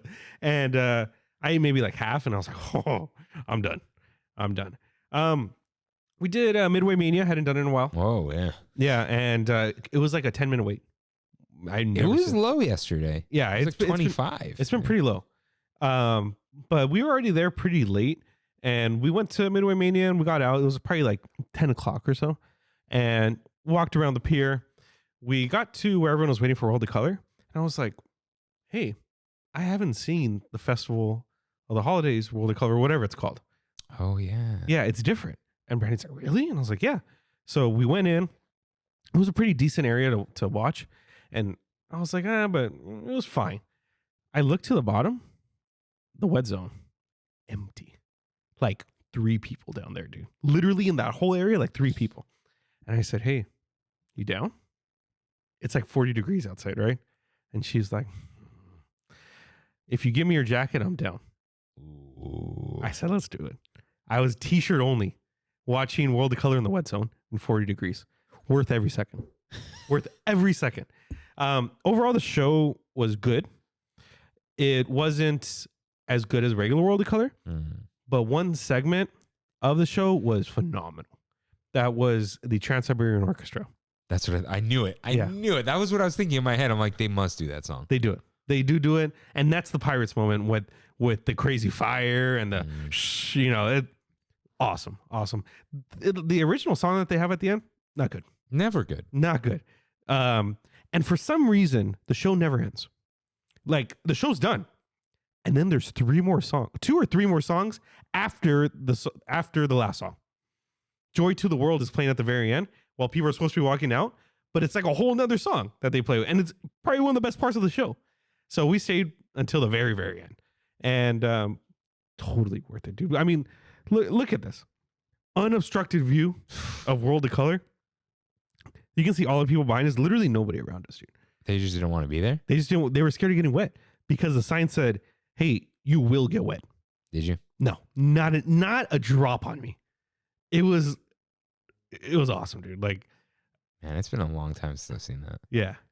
Have you seen the? Nope. Yeah. Okay. It was good. I had a really good time. That was a good Disney day. Awesome. So then I went Saturday with Kimmy, and we actually got there 5-ish maybe. And we're like, we both want the docking bay thing. So we went there. We actually sat outside. Okay. At one of the booths, back support. It was really nice. Just like in the corner. It wasn't busy out there. The food was amazing. You have to get that one. I know. Have to get that one. I will. And like, you got to save a couple noodles at the end to scoop up all the sauce. That's what I do. Yeah. Very good. Absolutely delicious. Then we went to Pooh Corner.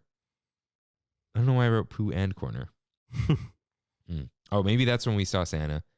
We walked through the store and everything. Oh no, we went on Winnie the Pooh, and then went to Pooh Corner. Got it. That's what it was. Got it. There was no wait, and then it kind of like filled up behind us, but we hadn't been on in a while because the wait has been long. It's been like 20 minutes, 15, 20 minutes. I'm good. Yeah. So that was real nice, and then we actually went on Jungle Cruise at night, which was a lot of fun. We saw I forgot to post it. Some of the scrims are down on the Adventureland Treehouse. I think maybe because of wind or something. They have a lot of work lights there, but I feel like they should leave them. Yeah, it looks good. Let me, I may post this, but here, I gotta zoom in. But look at that. In the distance, that's the treehouse. Wow, you're right. That looks like magical. Yeah, it does. So that's real nice. I noticed it is called Fowler's Harbor, the Fowler's Inn thing, because they have a little thing at the Pelicans Landing, little box. Let's see. Oh, got a bone to pick. There are not supposed to be Star Wars logos on anything in Galaxy's Edge, except the tags on the inside of the shirt or on the bottom of a mug. That's their whole thing, because it's not Star Wars. They're selling you things that people there, and they just straight up have a Millennium Falcon, which you could work that in there, right? Oh, scale model, Star Wars. No, that ain't right. And then we got Kimmy really wanted that peppermint cream cheese pretzel from Coke Corner, which you can mobile order. It's not like the Tomorrowland one. It was good. I think I wish the cream cheese had like chocolate chips in it, but I know it's the cream cheese filled pretzel. And then I guess I would wish it had chocolate chips on top, because it had like a chocolate drizzle, the peppermint drizzle with the bark or the candy cane. And it was good. It wasn't anything crazy. Like, I actually, like, if I saw like a hefty cream cheese part, I was like, you can have that part. Yeah. And I like cream cheese, but I was like, but I did like how you could still taste the bready pretzel. Okay. So it was like a little bit salty, savory, sweet thing. So that was good. And then we're like, it was busy. Like, let's set out. Let's go home. Really, really quick. You're good with Saturday? Yeah. Okay. I went on another trip. Oh no. And I'm hoping nobody listens to this before Christmas that can spoil this. That you can spoil it for, you mean? Yeah. I went on Thursday, solo trip. I went to go get some gifts. For a certain somebody. And it was an experience. I never do. You've never done alone. It's first rare. time. Rare. I feel like we gotta like. Very rare that I go solo. And it was a lot longer than I expected it was gonna be. Because you liked it. No. Oh. For a very unfortunate reason. So I get there, and I noticed, and for a good reason, they started putting these barricades. Or have these always been there? Those have been there. They've been there. The gray things? Yeah. So those went up. So I'm guessing during Cleo? Huh? During the second structure? Around that time. Yeah. So when Pixar Pals was being built, they covered a bunch of the openings on Mickey and Friends with this. You've seen it. It's a silver. It's like a mesh. It's almost like a mesh, but it's perforated. Yeah. It's a perforated metal sheet. When all the trees were not planted yet and Galaxy's Edge wasn't fully built, you can see the lights from the structure from Disneyland. And I think they were afraid of light bleed into the park. Got it. Because they have the bright white lights. So they covered up the structure 3-4 years ago to just make Disneyland more immersive. Because Disneyland still has You're not really supposed to see the outside from Disneyland. Yeah, it's supposed to be the berm, all that kind of stuff. So that's been there. So I went, parked in Mickey and Friends. I walked down to the security and I was like, dude, that tram was backed up really bad. Because I got there at prime time, like 5:30 is pass holder prime time now. Oh, yeah. And so I was like, okay, I'm walking. I walked over to downtown Disney, was going to go on the monorail. I was like, you know what? I'm just going to walk to the entrance. I ended up walking to the Disneyland side. Even then, the line was long to get in. I went to a certain store. It's the female clothes store on the right side. Do you know the dress store? Yeah, not the dress store. Wait, where? In Disneyland. The one where it's Clothiers. Clothiers, thank you. To get these sweats. So when Brandy and I went a few days before, and I hope she doesn't listen to this. So, no one tell her. Come on, Magic of Christmas. I'm not even going to say the whole story, but she saw some sweats that she really liked, and I saw the price on them, and I said, "Absolutely not! You are insane." And I did it on purpose because I went back and bought them for Christmas. And that would have been the time to call on a favor with a friend. What do you mean? Discount. Yeah. Ooh, that would have helped. They're not cheap. I shouldn't have said that. Next time. That's next why. time. Yeah. I'm sure you're going back for something else. Yeah. Anyways. Got that. Got a the spirit jersey, the fuzzy spirit jersey for. You straight up saying her gifts. I don't care, dude.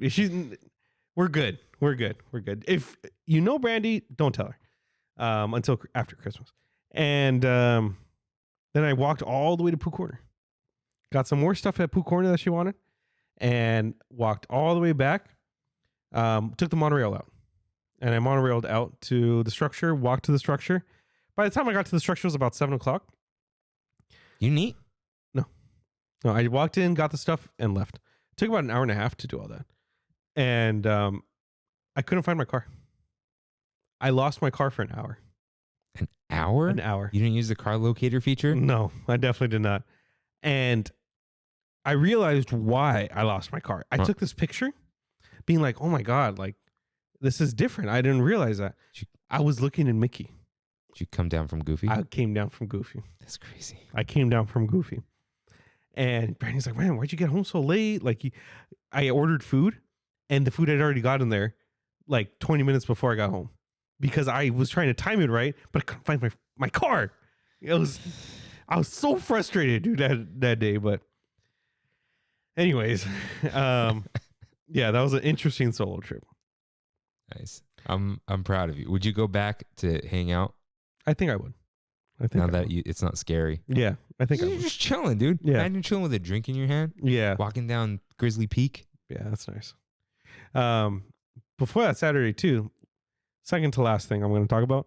I went to Universal. Oh. Yeah. Did you get the itch?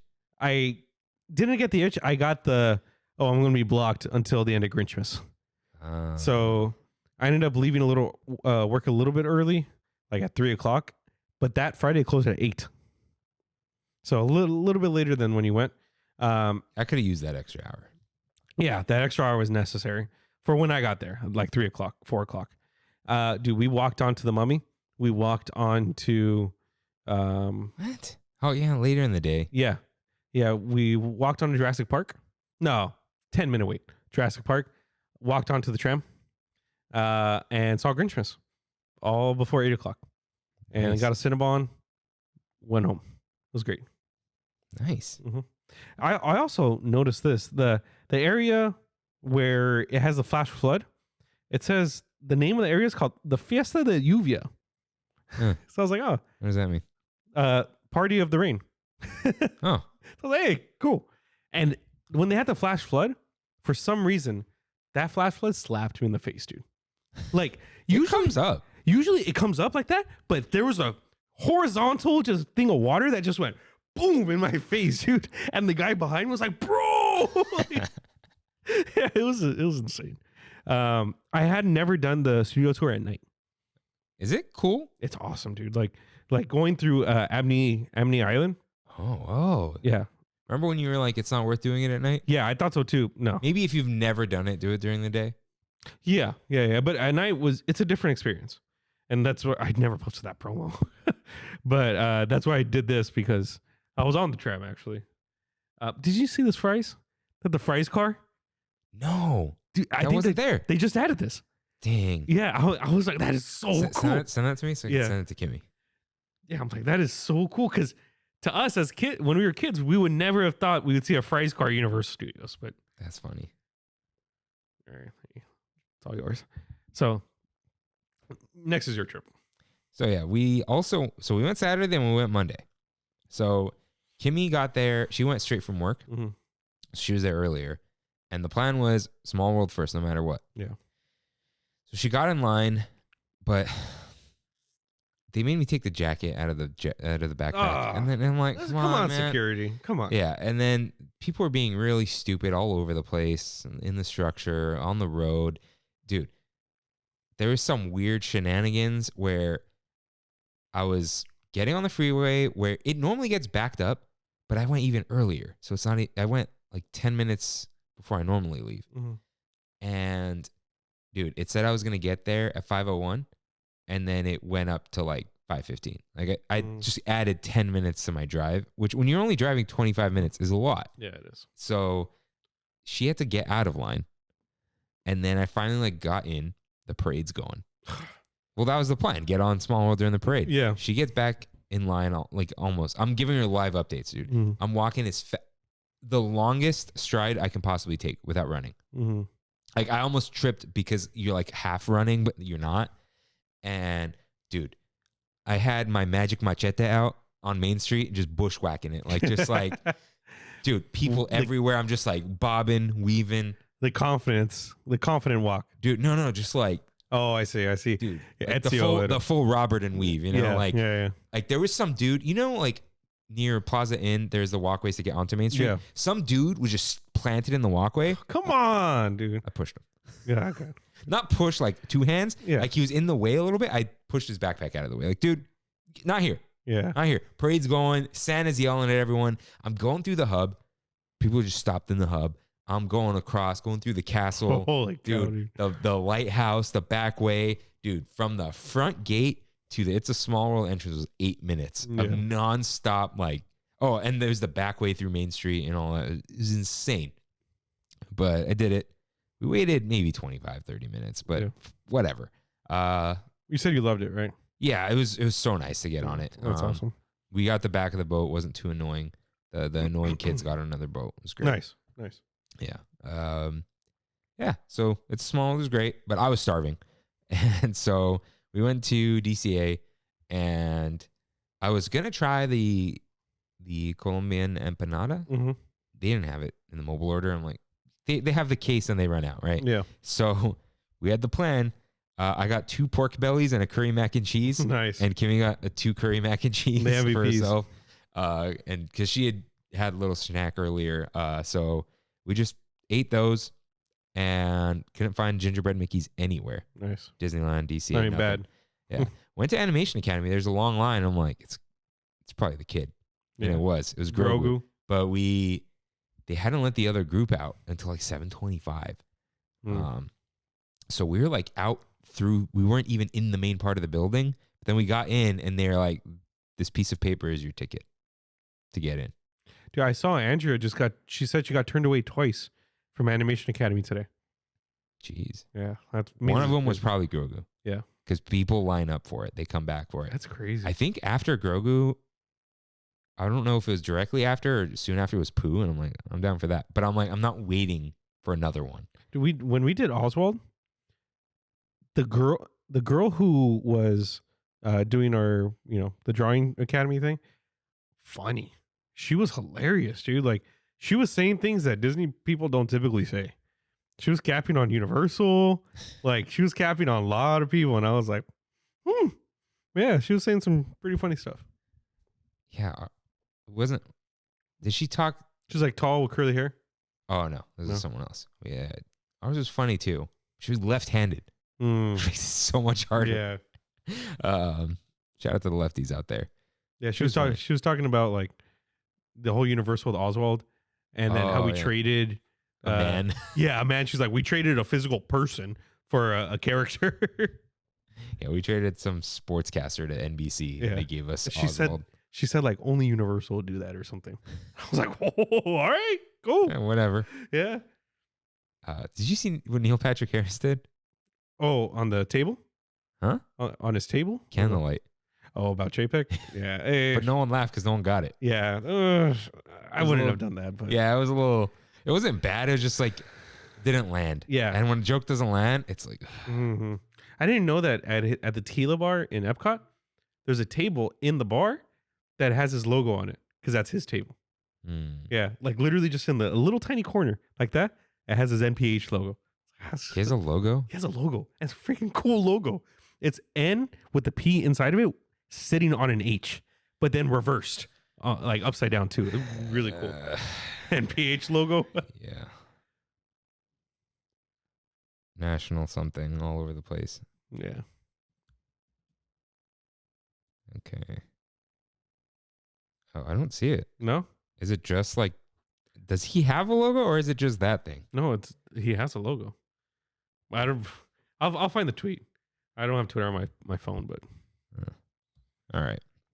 So where was I? Oh yeah, Grogu was cool. I always win the poll. Sorry, Kimmy. But I'm good at Animation Academy. yeah. I will say that. That's all though. So it was time. Peppermint bark bread pudding. While the mistletoes played. Mhm. This thing was mind blowing. Right? Couldn't believe how good it was. And big too, right?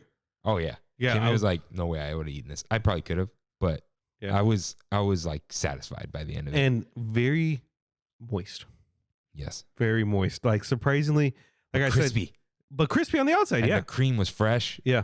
If you like peppermint, get this. It's not, yeah, but if you like chocolate too. Yeah. Because and the white chocolate is a tasteful amount. Yeah. But I love the chocolate chips on the edges that are a little crispy. They're molten inside. Mhm. It was good. Like I would like dig in and I saw some chocolate chips. I'm like, Kim, you gotta eat this part. Like, Yeah. It was past me would have hidden that and eaten that. I'm like, no. it did make me thirsty though. Yeah. Yeah, we were pretty thirsty afterwards. Yeah. But it was very good. It was great.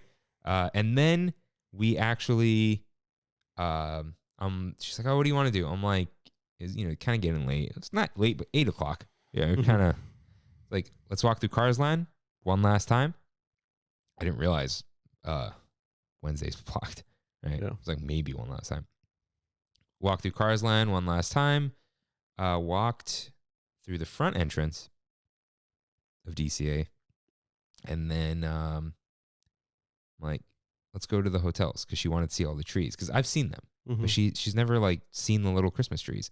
So went to Adventureland first, the Adventureland Tower at the Disneyland Hotel. They have like the cute little safari one. The Frontierland has these beautiful 2 little trees. Nice. And of course, the big Thunder thing. Yeah. And then there's like a Mickey floral type thing that looks like Davy Crockett. Dude, all the water just steaming. Nice. The jacuzzi, whatever. And then went to Fantasy Tower, saw Goofy's Kitchen. Steakhouse 55 is still there. Yeah, but it's a ghost town. Yeah, it's weird. If it comes back, I am directly crediting that to Bob Iger. I'm saying it now. He would. That sounds like an actual thing. Yeah.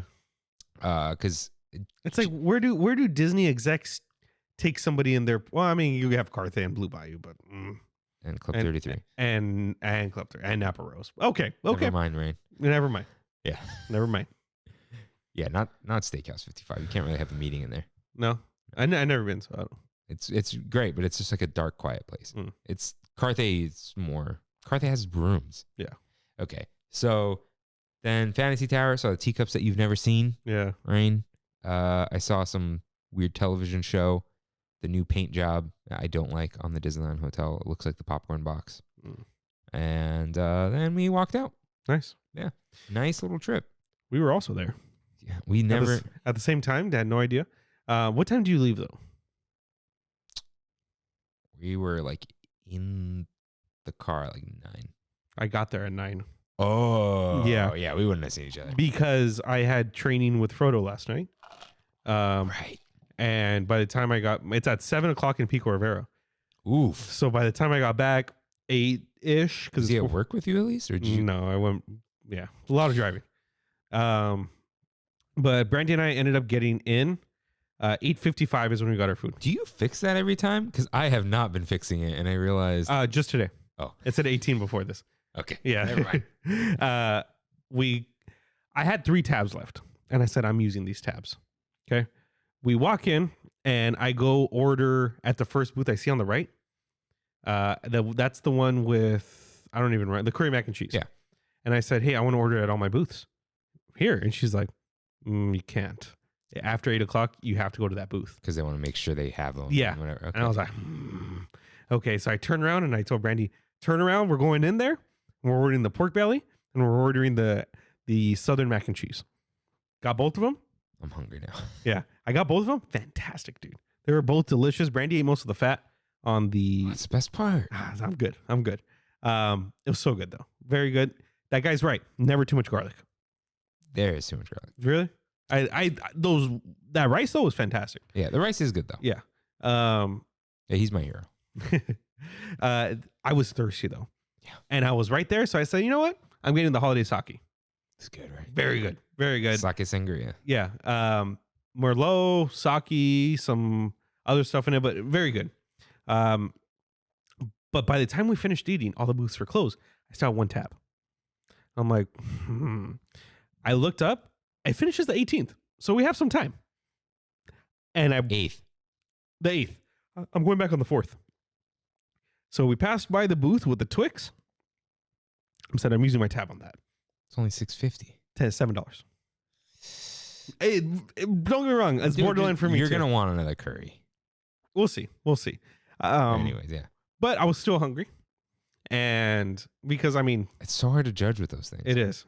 Sometimes you get the teeny tiny pork belly, and sometimes you get the big slab. We got a small one for sure. Got a small one. Brandy's like, hey, let's go get corn dogs. All right, cool. That's 1.5 now. If that makes sense to you. Yes, it does.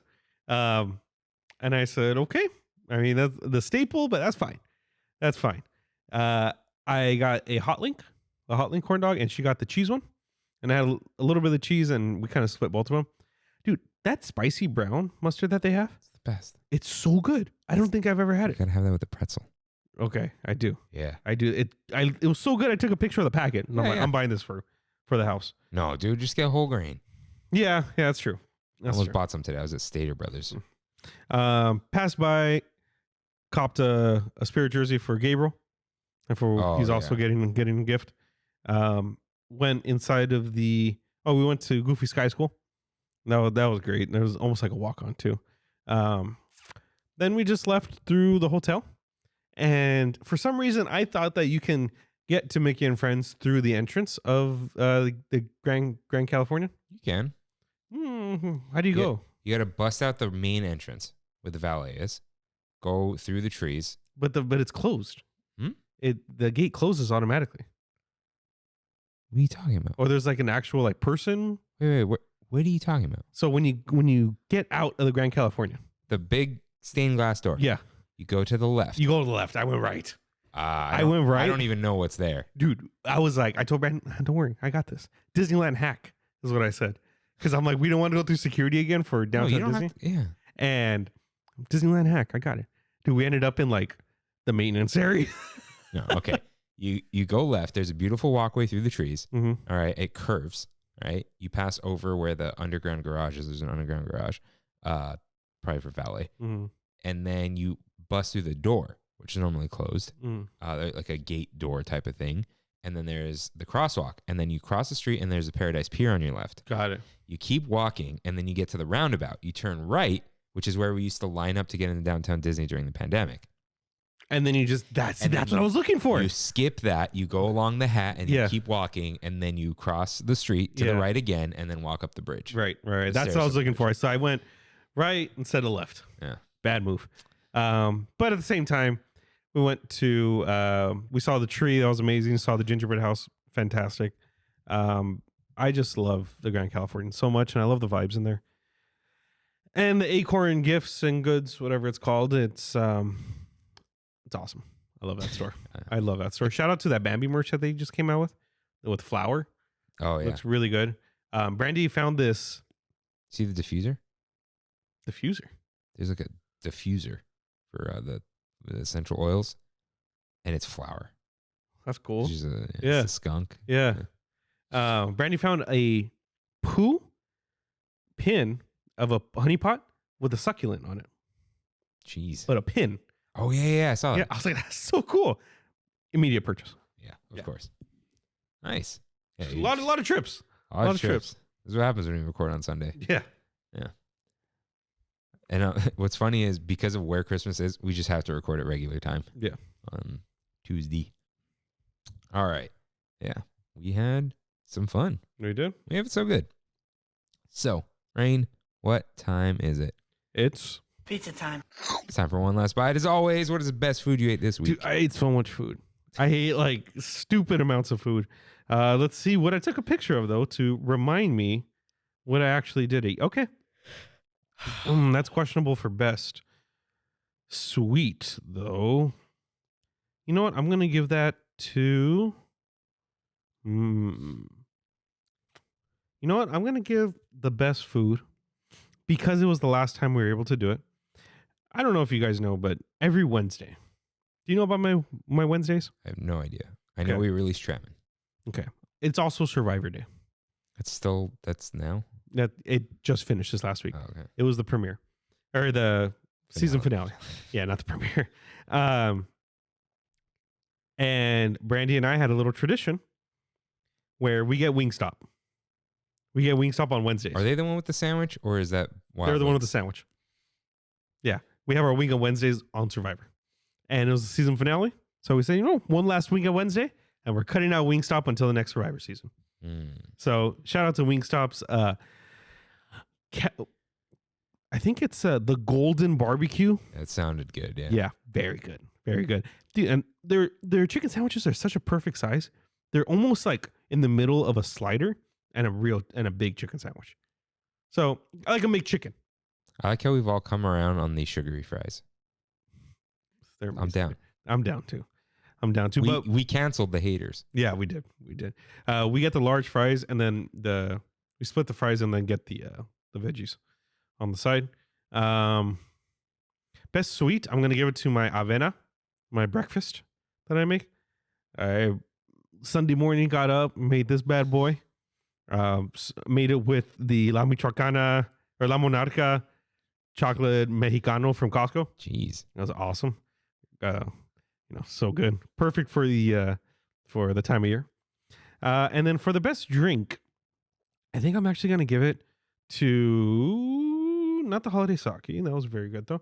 This drink I just got from Starbucks here. What is that? Don't Okay. lift it. No, I'm not going to lift it. That looked like the almond cookie thing, but it was a cold brew. Yeah. So when you go to the Starbucks right here, they have that little sign that says, Yeah, they've always got some nonsense. it was some ridiculous graham cracker cookie cold brew thing that was completely overpriced. But they put the vanilla cold foam on top. I've had this in Oreo form. Okay. And they put the graham sprinkle on top. Uh-huh. Very good. Yeah. That was amazing. But it was a cookie.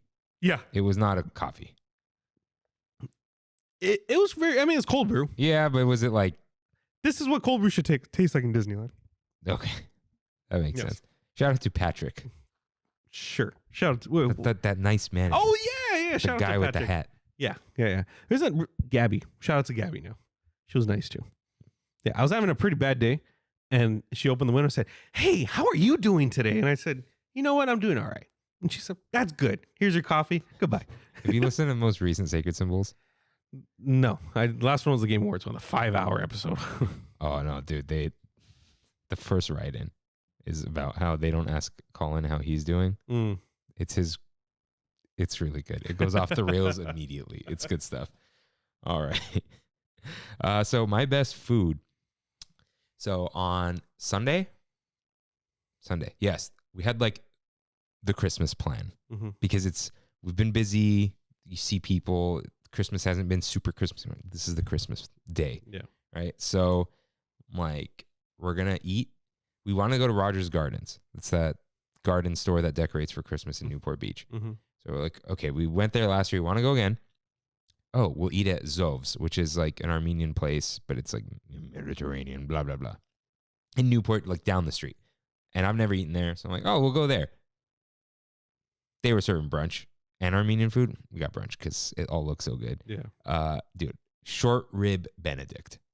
It's amazing. I didn't even take a picture. I'm like, I don't care. I'm eating this. It was amazing. Like the bread was perfect, buttery. The eggs were cooked perfectly.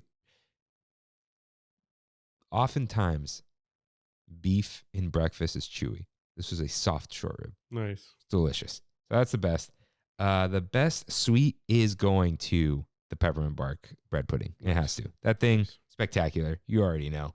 And the drink, I'm giving it to the winter warmer cocktail. Very good, dude. I wish there was more, but we drank most of it. But it was great, and we had it with first we had it, then we went to Sawdust, then we had more with tacos. Dude, I felt it a little bit. I'm not gonna lie. Yeah, no, I did too. Later on, I was like, ooh, hey, you're still here. Yeah, bourbon. Yeah.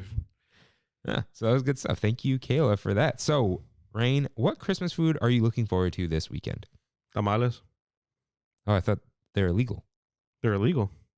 No, they're illegal for my family to make them. They'll buy them. Oh, I thought you guys don't eat them anymore. No. We still eat them. I thought like the smell to make them. Oh. Yeah, like the masa and the lard and stuff. But no, we just call the up. manteca. Yeah, the manteca. Not the manteca. We call the homie roll at Landiana Tamales. They're the best tamales in all honesty. Where when you wanted Del Taco today, I was going to tell you I want to try those. But I was like, I have food. I have food at home. Yeah, we get those all the time. Brandy said that her dad made like 80 some tamales too. Jeez. Yeah, so we're doing Friday at the Rodriguez household, Saturday at her grandparents' household, and then Christmas Day with my family at my aunt's house. See, that's nice that your family splits even day. Yeah. Kimmy and I are both Eve.